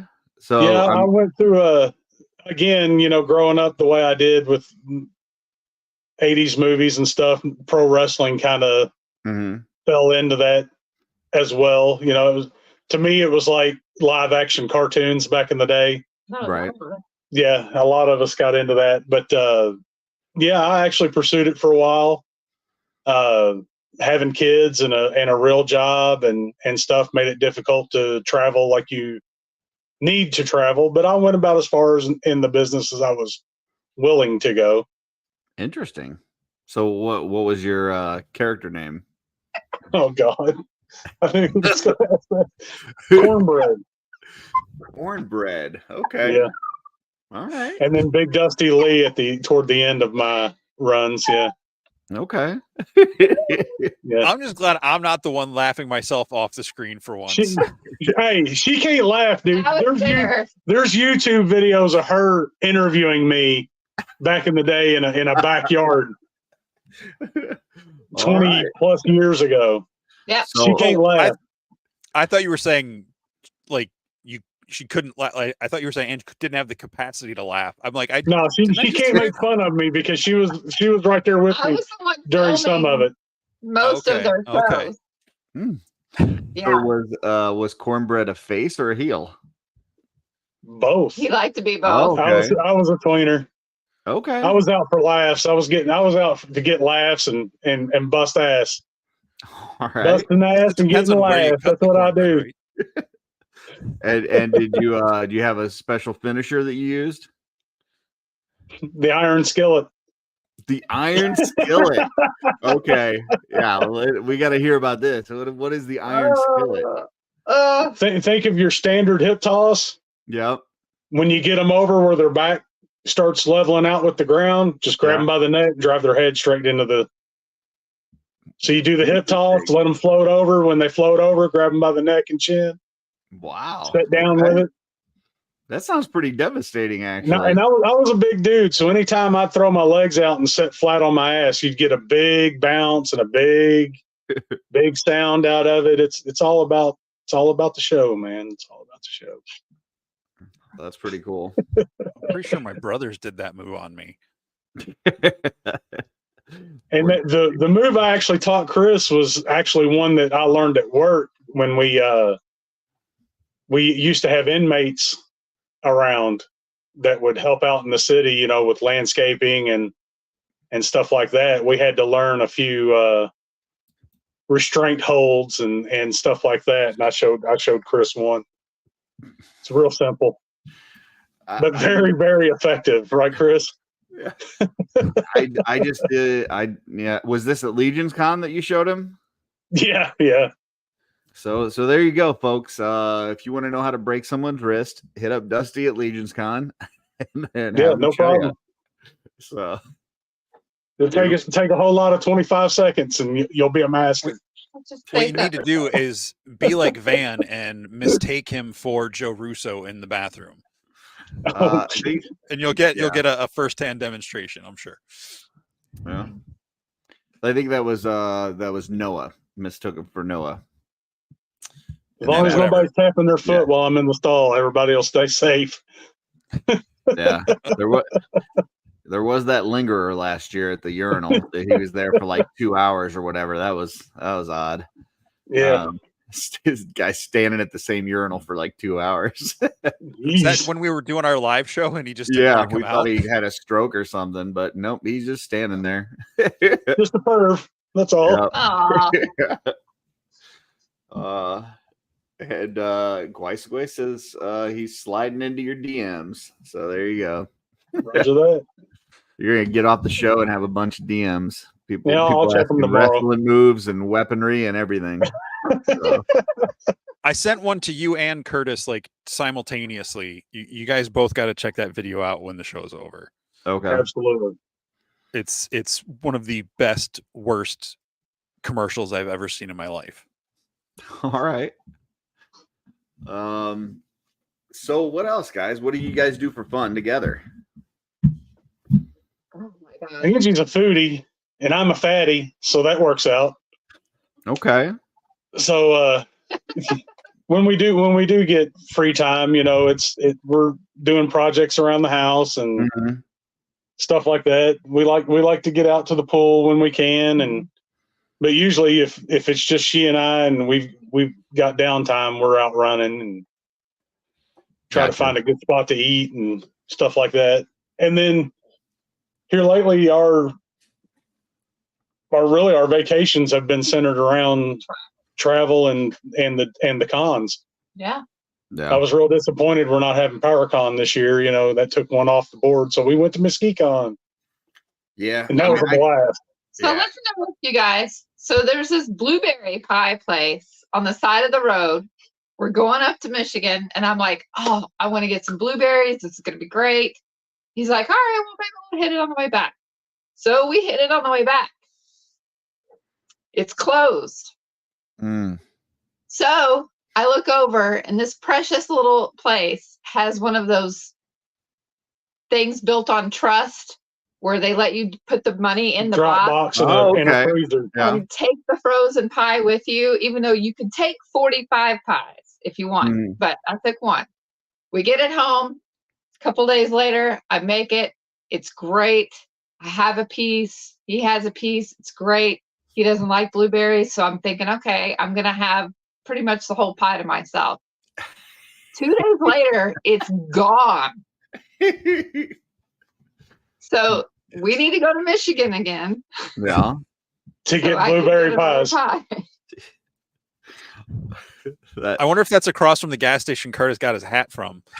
We saw several places in Michigan that had signs that said like blueberry pies, stuff like that. We came home on Sunday And the one place she wanted to stop, of course, it was Sunday, and it was a farm, so it was closed. But they did have a freezer with a bunch of pies in it. It was so sweet. Yeah, she loved it. She loved it.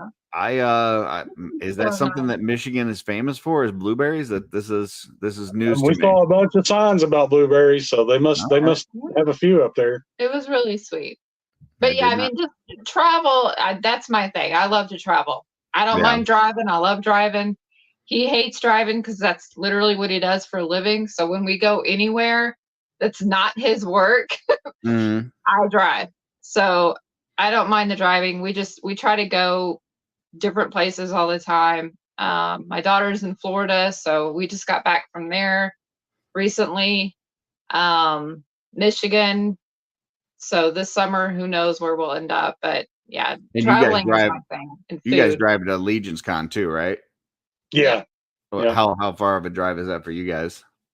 It just depends on depends on how many tires Angie blows out, Oh boy. That was on the way back. The 12-hour drive can become 17 hours real quick if she doesn't pay attention. I know how that is. Like, I think for us this past year, getting to Legion's Con, I think it took 17 hours. Getting back took like 21 hours. It was like, yeah, it was.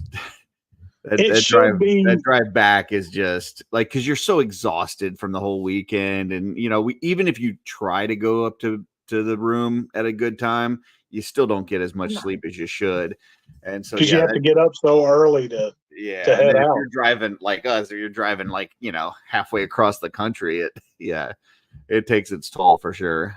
Yeah, it's about a 12-hour drive for us across the country. Yeah. Yeah. Well, Pennsylvania is the worst. It's like a black hole of deer carcass and white dotted lines. You got that right, man. Like that, especially. Yeah.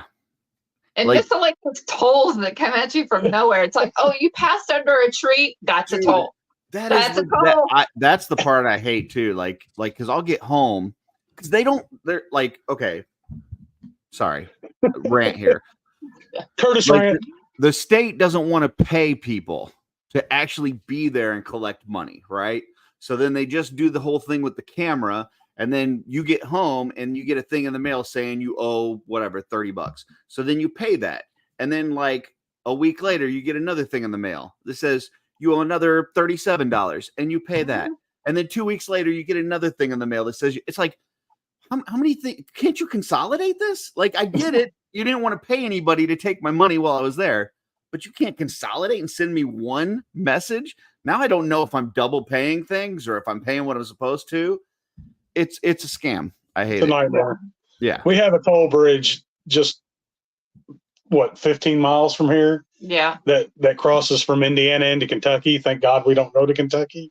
Mm-hmm. But when we do to go to the airport or whatever, they have the camera system on there. And if you don't pay that toll the day it arrives in the mail, within like 3 days, you get a second toll with a late fee. And then 3 days after that, there's a third toll with a $25 late fee. And, if you try to put it off a week, you're going to pay like $45 for that $5 crossing. Yeah. It's extortion. You guys can complain about the turnpike and the tolls as much as you want. I will not disagree with that. I hate the tolls to drive across Pennsylvania. It's such a. I just feel like there's got to be a different way. Like, there's got to be a different way for them to get money out of people. Quit blowing our tax money and use it for what it's supposed to be intended. I mean, right. For the turnpike. I mean, I grew up here, so like that. I'm used to it, but now you get those little things you just like suction cup to the inside of your car, and transponders, takes it off and everything. So, which like if I lived on the East Coast, I would definitely do that because I hear that's But the only time that I ever have to deal with tolls is one time a year when I go to Legion's Con, because our states actually run the money the way they're supposed to, where they take the taxes and they fix the roads, and they don't have to charge people for just driving, So whatever. You're Anyway, reading today. yeah, That's a toll. yeah, there's a toll. Yeah. And then the thing that really bugs me about Pennsylvania is that it's driving across it from west to east. It takes about approximately 47 hours, and there's like nothing. Like you're driving and driving, like just give me a gas station, give me a place to stretch my legs. And it's like, nope, you're going to be on this for the next several hours, and we don't care. There's not a Walmart, there's not a gas station, there's not a McDonald's. Just keep driving, man. It's like when we came back our first Legion's Con trip after the blown out tire. So by the time we got back on the road out of Jersey, it was 12:30, 1 o'clock in the afternoon. So we come through the mountains in Pennsylvania in the dark. Yeah. And when you hit that Ohio state line, it's like you see street lights and there's gas stations, and it's like amazing. And it's like driving into another country. Yeah, I mean, it's not like Alexander we built here the says mountains. Pennsylvania is better than Ohio, and that is just a lie. That is just not true. That's just not true. They're the same. It's the same thing. I celebrate it, like on the way back from Legion's Con. As soon as I leave Pennsylvania and I hit Ohio, I just celebrate. Like, yes, made it past. When we hit Akron, it's like, okay, we got to stop. We got to get fueled up. We got to get food. We have to get water. Because it's going to take 3 days to get through Pennsylvania. Yeah, for sure. There's rest stops and gas stations all along the turnpike. They're too sketchy, Jesse. I'm not taking my chances. When you get into the mountains, there's nothing. There's no gas stations. There's no nothing. Unless you get off on an exit, and then but once you get there, you're going to be murdered. Yeah, maybe if you get off an exit and drive 20 miles or something better down in the Ohio. road. But there's definitely can't see anything from the turnpike. That's for sure. No. It's a good thing Legion's Con's on the other side of that, or it just isn't worth it. You could take a different road across Pennsylvania, but it will take you longer. We probably took them all because our first trip up, Angie wanted to go to the Flight 93 Memorial. Mm-hmm. And then we went to the Flight 93 Memorial, and then we got lost leaving there and ended up on a lot of roads that we probably didn't need to be on or shouldn't have been on. And we feel like we got a pretty good idea of what Pennsylvania has to offer. And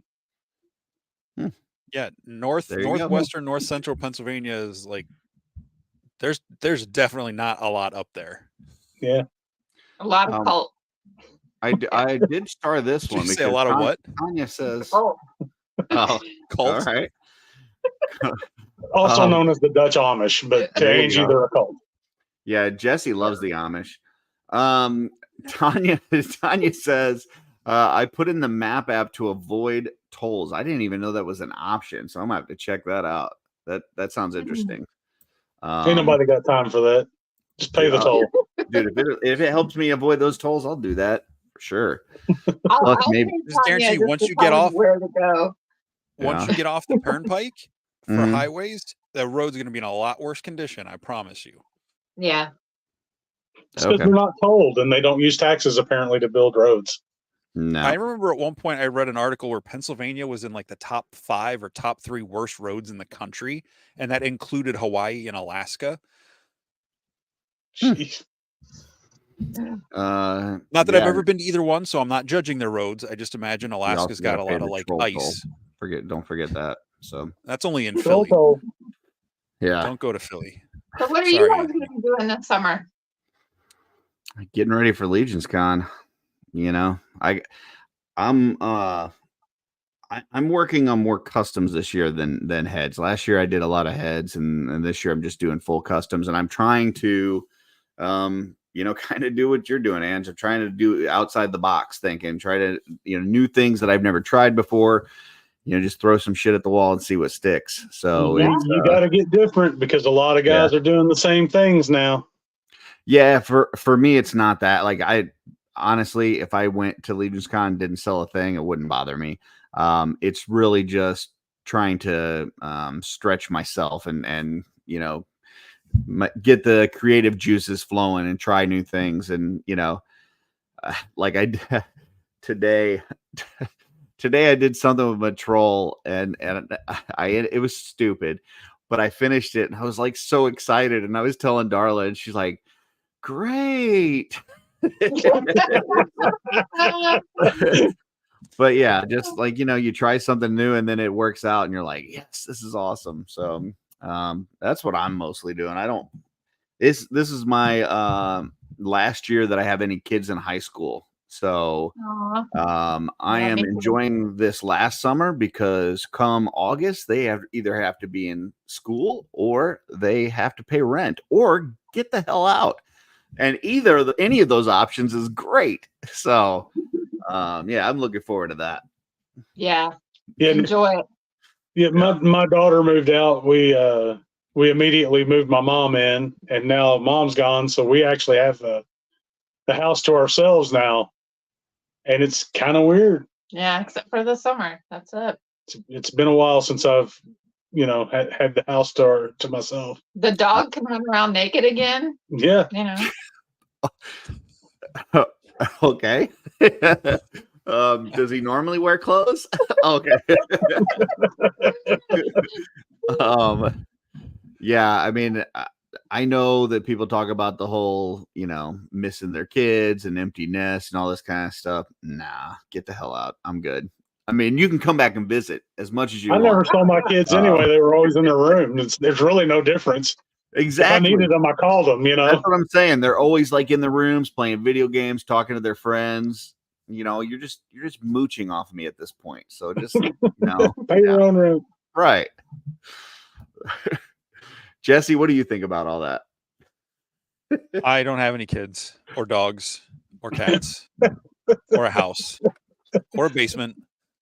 Pretty nice, huh? So he knows exactly what we're talking about. having the whole place to himself. I do have. Yeah, he's like, if I want to put figures in my kitchen, I'll put figures in my kitchen. If I want them in my bathroom, I'll put them in my bathroom. I do. There's literally action figures and collectibles in every spot in my apartment.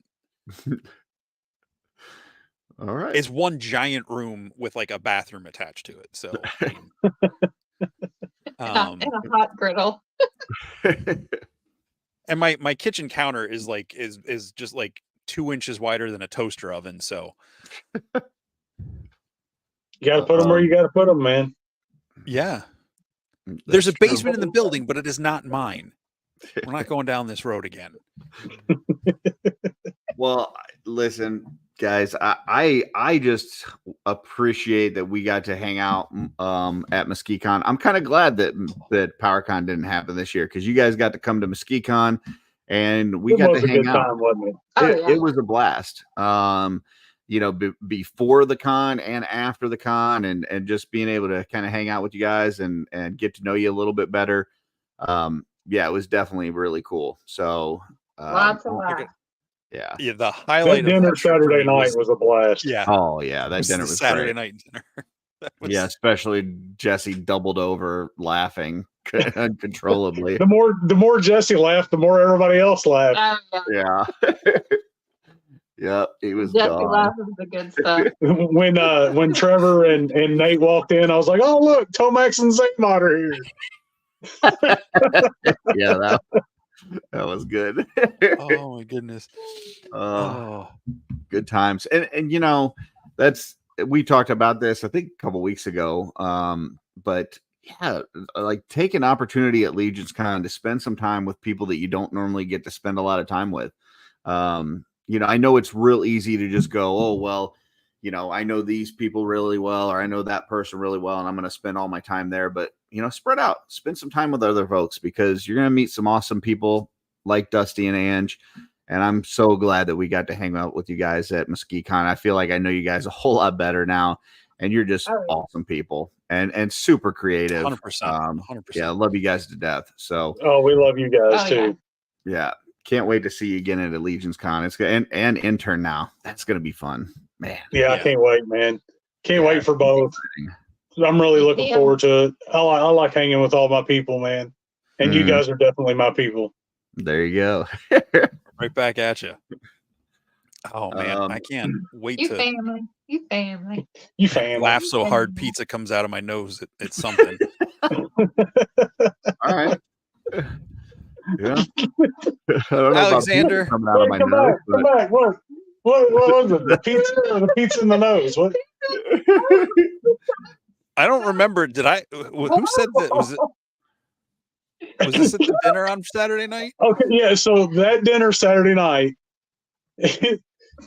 we all got the cheese sticks with the marinara. Yep. Yeah. And I was talking about how chunky the marinara was, and Drunk Gizmo, Stacy, I think it was Stacy, right? Said she said it's artesian, and for some reason I just looked at her straight as I could and went, "It's fucking marinara." I know marinara when I eat it.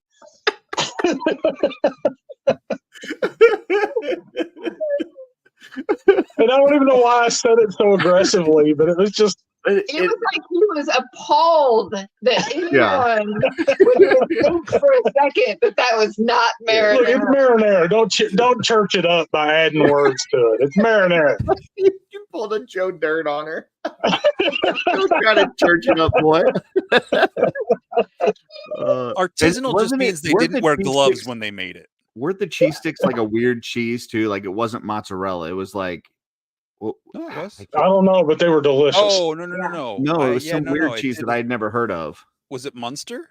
No. It was.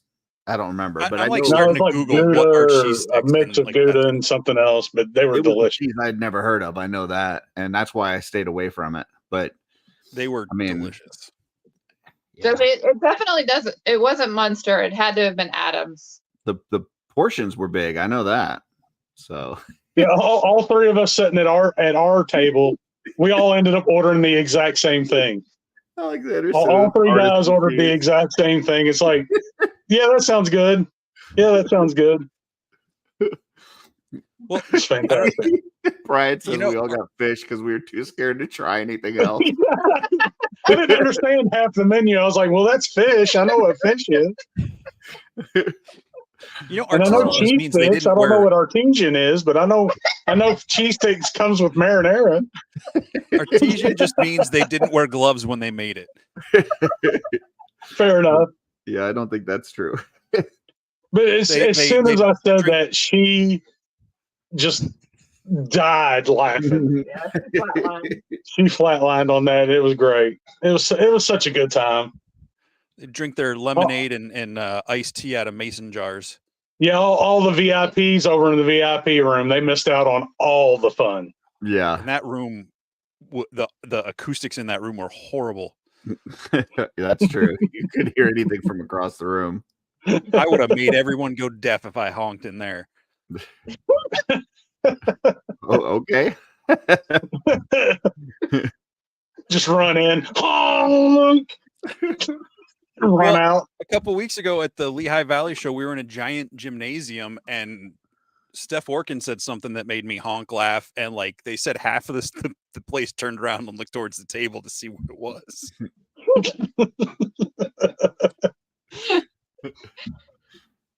They all ducked under the table. I'm not sure about this one.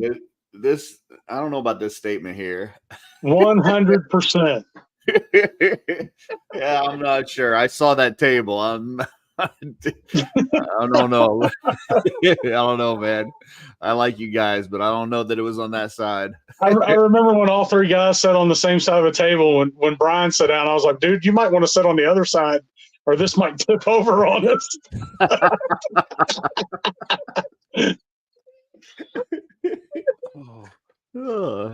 Yeah, well, we were some big boys there at Mesquite. Yeah, we there was definitely a fixed side and an unfixed side involved there.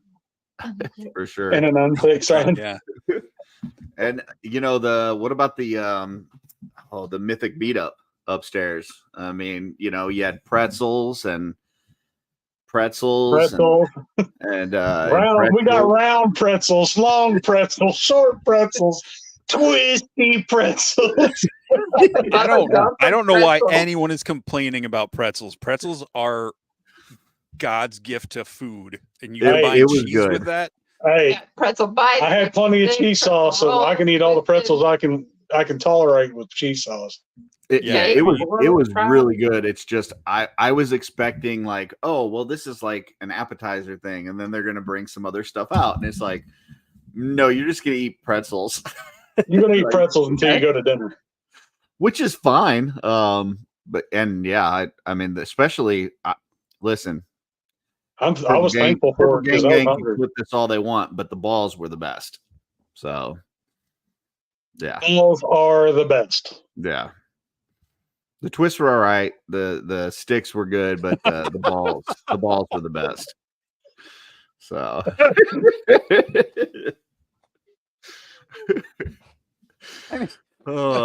Yes, I did. Yes, I did. Oh my goodness. A little dust till dawn. Little movie quote in there. Good pickup on that. yeah. Like I said, I can't have conversations without involving movie quotes. Or balls, apparently. What he's talking about? He was talking about the pretzels. Get your head out of the gutter. Yeah. That was a fun time too. With Jeremy revealing the book and then giving out the prizes and I was people. supposed to debut the cover of the coloring book there too. Had a big poster Yeah, set up and everything, but was having such a good time, just completely slipped my mind. forgot Didn't about even think about it. that was fun, man. I can only because nothing is really close to me, so I can only really afford to make it to like 2 cons a year travel wise. And so this year, yeah, if PowerCon was going on, it was probably going to be PowerCon and Legions Con. So since there was no PowerCon, I was able to go back to MesquiCon, and man, I'm not upset about that at all because it was a great time. I had a blast. So And this is a great area too. Hey, we're at your halfway point to PowerCon, so you could just come here, Hang out. and we'll go. You can ride with us. We'll go to PowerCon. Take your travel out. Yeah, that's half the leg right there. yeah, I mean, I'm told that I could pass for Indiana Pretty, so I don't know. Oh, you're definitely Indiana Pretty, for sure. Especially with the hat. Well, That's- turn into Hoosier before you Yeah, go. that's what Steve-O told me. Steve-O told me that I could pass for Indiana Pretty. So Yeah, you're a Hoosier hottie. You might not be Kentucky Pretty, but you're definitely a Hoosier hottie. Anybody can get lucky in Kentucky. That's right. They have Oh, different move. flavors. we did have I don't know if I'd call it luck. It's luck, but it's not good luck. we did have a comment that was startup here. yeah. Shelbit. Thank you for having on these guests each week. It's nice to prepare for a Legions Con as a first timer. So Hey, V-Dog, I don't know if you're in the Mythic Legions You're gonna Cabal, love it, but man. they have a dedicated chat for people, specifically for people who are going for the first time. A few veterans that have gone a couple times. I'm not in it myself, but I've just heard about it this past week or so. If you're in there, maybe try to find that chat. And I'm sure Curtis and I, along with a lot of the other shows from people who have been, will be doing a little more, con prep type stuff, further into the summer and fall for sure. yeah, I mean a lot of the shows do their kind of lead up to Legions Con or road to Legions Con or subway to Legions Con or whatever it is, canal to Bonefish Legions Grill. Con. Yeah, we just talk to people all year long. That's what we do, So, yeah, you join us. You know that you're gonna talk to some cool people every week, and you're gonna get to learn a little bit about them, and that's what we enjoy doing, man. Because, yeah, listen, I don't know that I've ever heard of anybody running a medieval weapon store that also trades toys. So, this is the kind of stuff that we get. Yeah, just lots of fun. So Yeah, I mean, and that's actually the best advice, Curtis, because with us being new, just a couple of years ago, him, what was it, PowerCon right after that we went to? Yeah, we went to Legions Con first. Yeah. So for that next year, him just participating in these chats and these groups and all of that, was the best research to be in the know and be prepared for Legion's Con. Because, what you guys talk about, what everybody else talks about really helped us, like, oh, this is where we need to be. This is where we need to go. This is what time they're doing this. And you recognize people, you don't feel like start you're to build that a stranger. rapport, well in advance. So you already know when you get there, you're already meeting up with your best friends, Right. First two people we meet at Legion's Con 22, I guess it would be, was David Williams, Sean Scavarna. Yeah. That's two great guys right there. Sat out in the lobby and talked for 2 hours straight. So yeah. That was cool. my first friend. And then I knew who you were, Curtis, through the podcast. My wife was going to kill me. And when I introduced you, I was like, "Hey, Steven, I'm Dusty." And I kept shaking your hand, calling you Steven. I've been confused with Steven more than once. So yeah. I mean, I was intentionally doing that. No, I know. I was like, I should have just introduced myself to the man, without making it about You're good. But yeah, it's okay. When I met Maynard when I bumped into Maynard at Legion's Con this past year at G-Con Day, like he kept, telling me he was Jesse, and I was like, I'm Maynard. So we like the whole weekend that was just our thing. I saw Maynard walk in, and I told him that the hotel lost a star as soon as he walked in the door. It was like it was like the reverse of like Grand Theft Auto. It was like the stars were going down as soon as he walked in. So, yeah, perfect. That I tell you what, that wedding party was kind of interesting too. When they came in, when they walked in, and we all started cheering for him in the lobby. I don't know if you guys were there for that part. Oh yeah, the round of applause for her when she walked through. They probably thought they were like part of a flash mob or something. I think they were. I like to think that they enjoyed that, but I could just tell she was super annoyed by it. I wonder what the hotel. I mean, it sounds like they really enjoyed us and wanted us back and everything, but that had to be an interesting experience for them. Like, because there's nothing like our group of folks, Well, if you look at a bunch of guys wearing Cabal outfits and we all got beards and long hair and you got guys dressed like purple wizards and red beards running around, it looks like a really messed up motorcycle club. And they probably didn't know what the hell to think about any of us. Record that's going on somewhere that they don't know about. Shout out to my boys in the Purple Gang. Yep. PGG. Number of beards and cargo shorts. It was great. It was such a good time. Yeah. I loved the new venue last year. Can't wait to come back. Yeah. It's so nice. Yeah, it's great. And I'll add this, as much as we can prepare for this show, like I know Jeremy and the Horsemen, even though Jeremy does the thing as, with Joe as the Legion's Con is separate from the Horsemen, but like both groups like to surprise us with stuff. Mm-hmm. So we can prepare to an extent. And I also think it's fun that there's always that level of what are they going to do this year? So it's not going to be like just old hat, like, oh yeah, it's Legion's Con. It's, I don't think it's ever going to become. Oh, and it's going to be big this year with the anniversaries and everything. That dragon's coming, and it's coming at Legion's Con. Yeah. Yeah, so many cargo shorts. It's a lot. That is a lot of cargo shorts. The only thing more than cargo shorts was like camo cargo shorts. Yeah. They come in a 2-pack. I do have. I wear. That's all I wear is cargo shorts, but I don't have any camouflage cargo shorts. Unless you consider my like beige ones camouflage. Maybe you for do, my but legs. you just can't find them because they're camouflaged so well. You know what? Jesse, send them to me, and I'll paint them just like. Hey, I'll paint them up for you. Yeah, you'll have a matching set with your figure. That's tempting.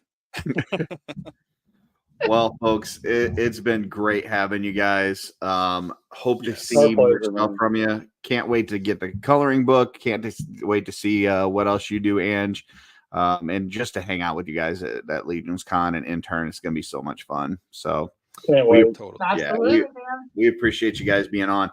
And I appreciate you working with me as far as the scheduling, because I know we had some scheduling kind of No things. worries, man. So I No appreciate you. worries. working with Anytime you guys need us, we'll be here for you. Appreciate that so much. Right. You have no idea. So we're going to put you backstage. If you need to run, that's fine. If not, hang out, and we'll be back with you as soon as we close out the show. Everybody in the chat. Bye, everybody. We'll See see you ya. guys soon. Bye, Justin. See ya. There we go, Jesse. Another one in the books. All right. I love those guys. They're so much fun. Yes. This was such a fun episode. Gosh. I can't wait to hang out with them again. Now, We I was gonna say, I definitely got can't wait to go to dinner. Yeah, we gotta have a meal with them, either at the pub or somewhere, for sure.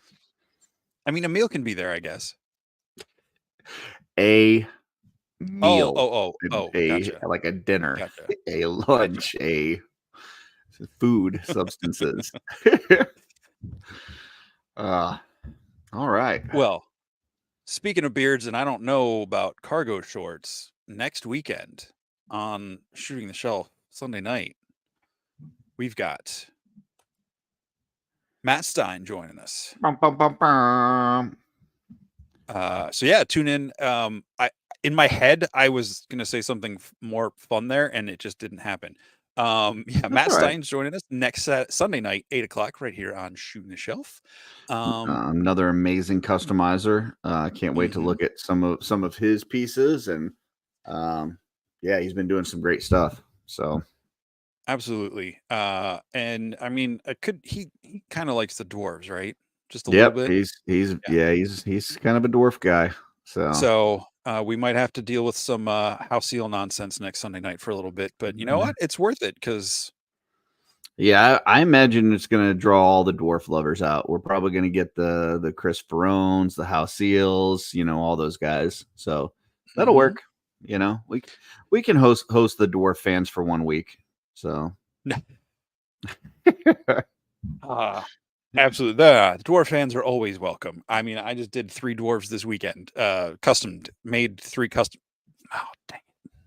And we showed a fire dwarf tonight. So yes, we did. Yeah, that was awesome. Well, I think it's time to wrap up, Curtis. I'm going to roll us out with a different closeout for tonight. A little throwback. So thank you, everybody, for joining us here. We'll see you all next Sunday night on Shooting the Shelf. In the meantime, Curtis. What's on your shelf? Hello, Curtis. Big happy birthday to you on your birthday. This is something very special Swedish from us to you. Happy birthday to you. Happy birthday to you. Happy birthday, dear Curtis. Happy birthday to you. A big happy birthday, dear Curtis. We love you.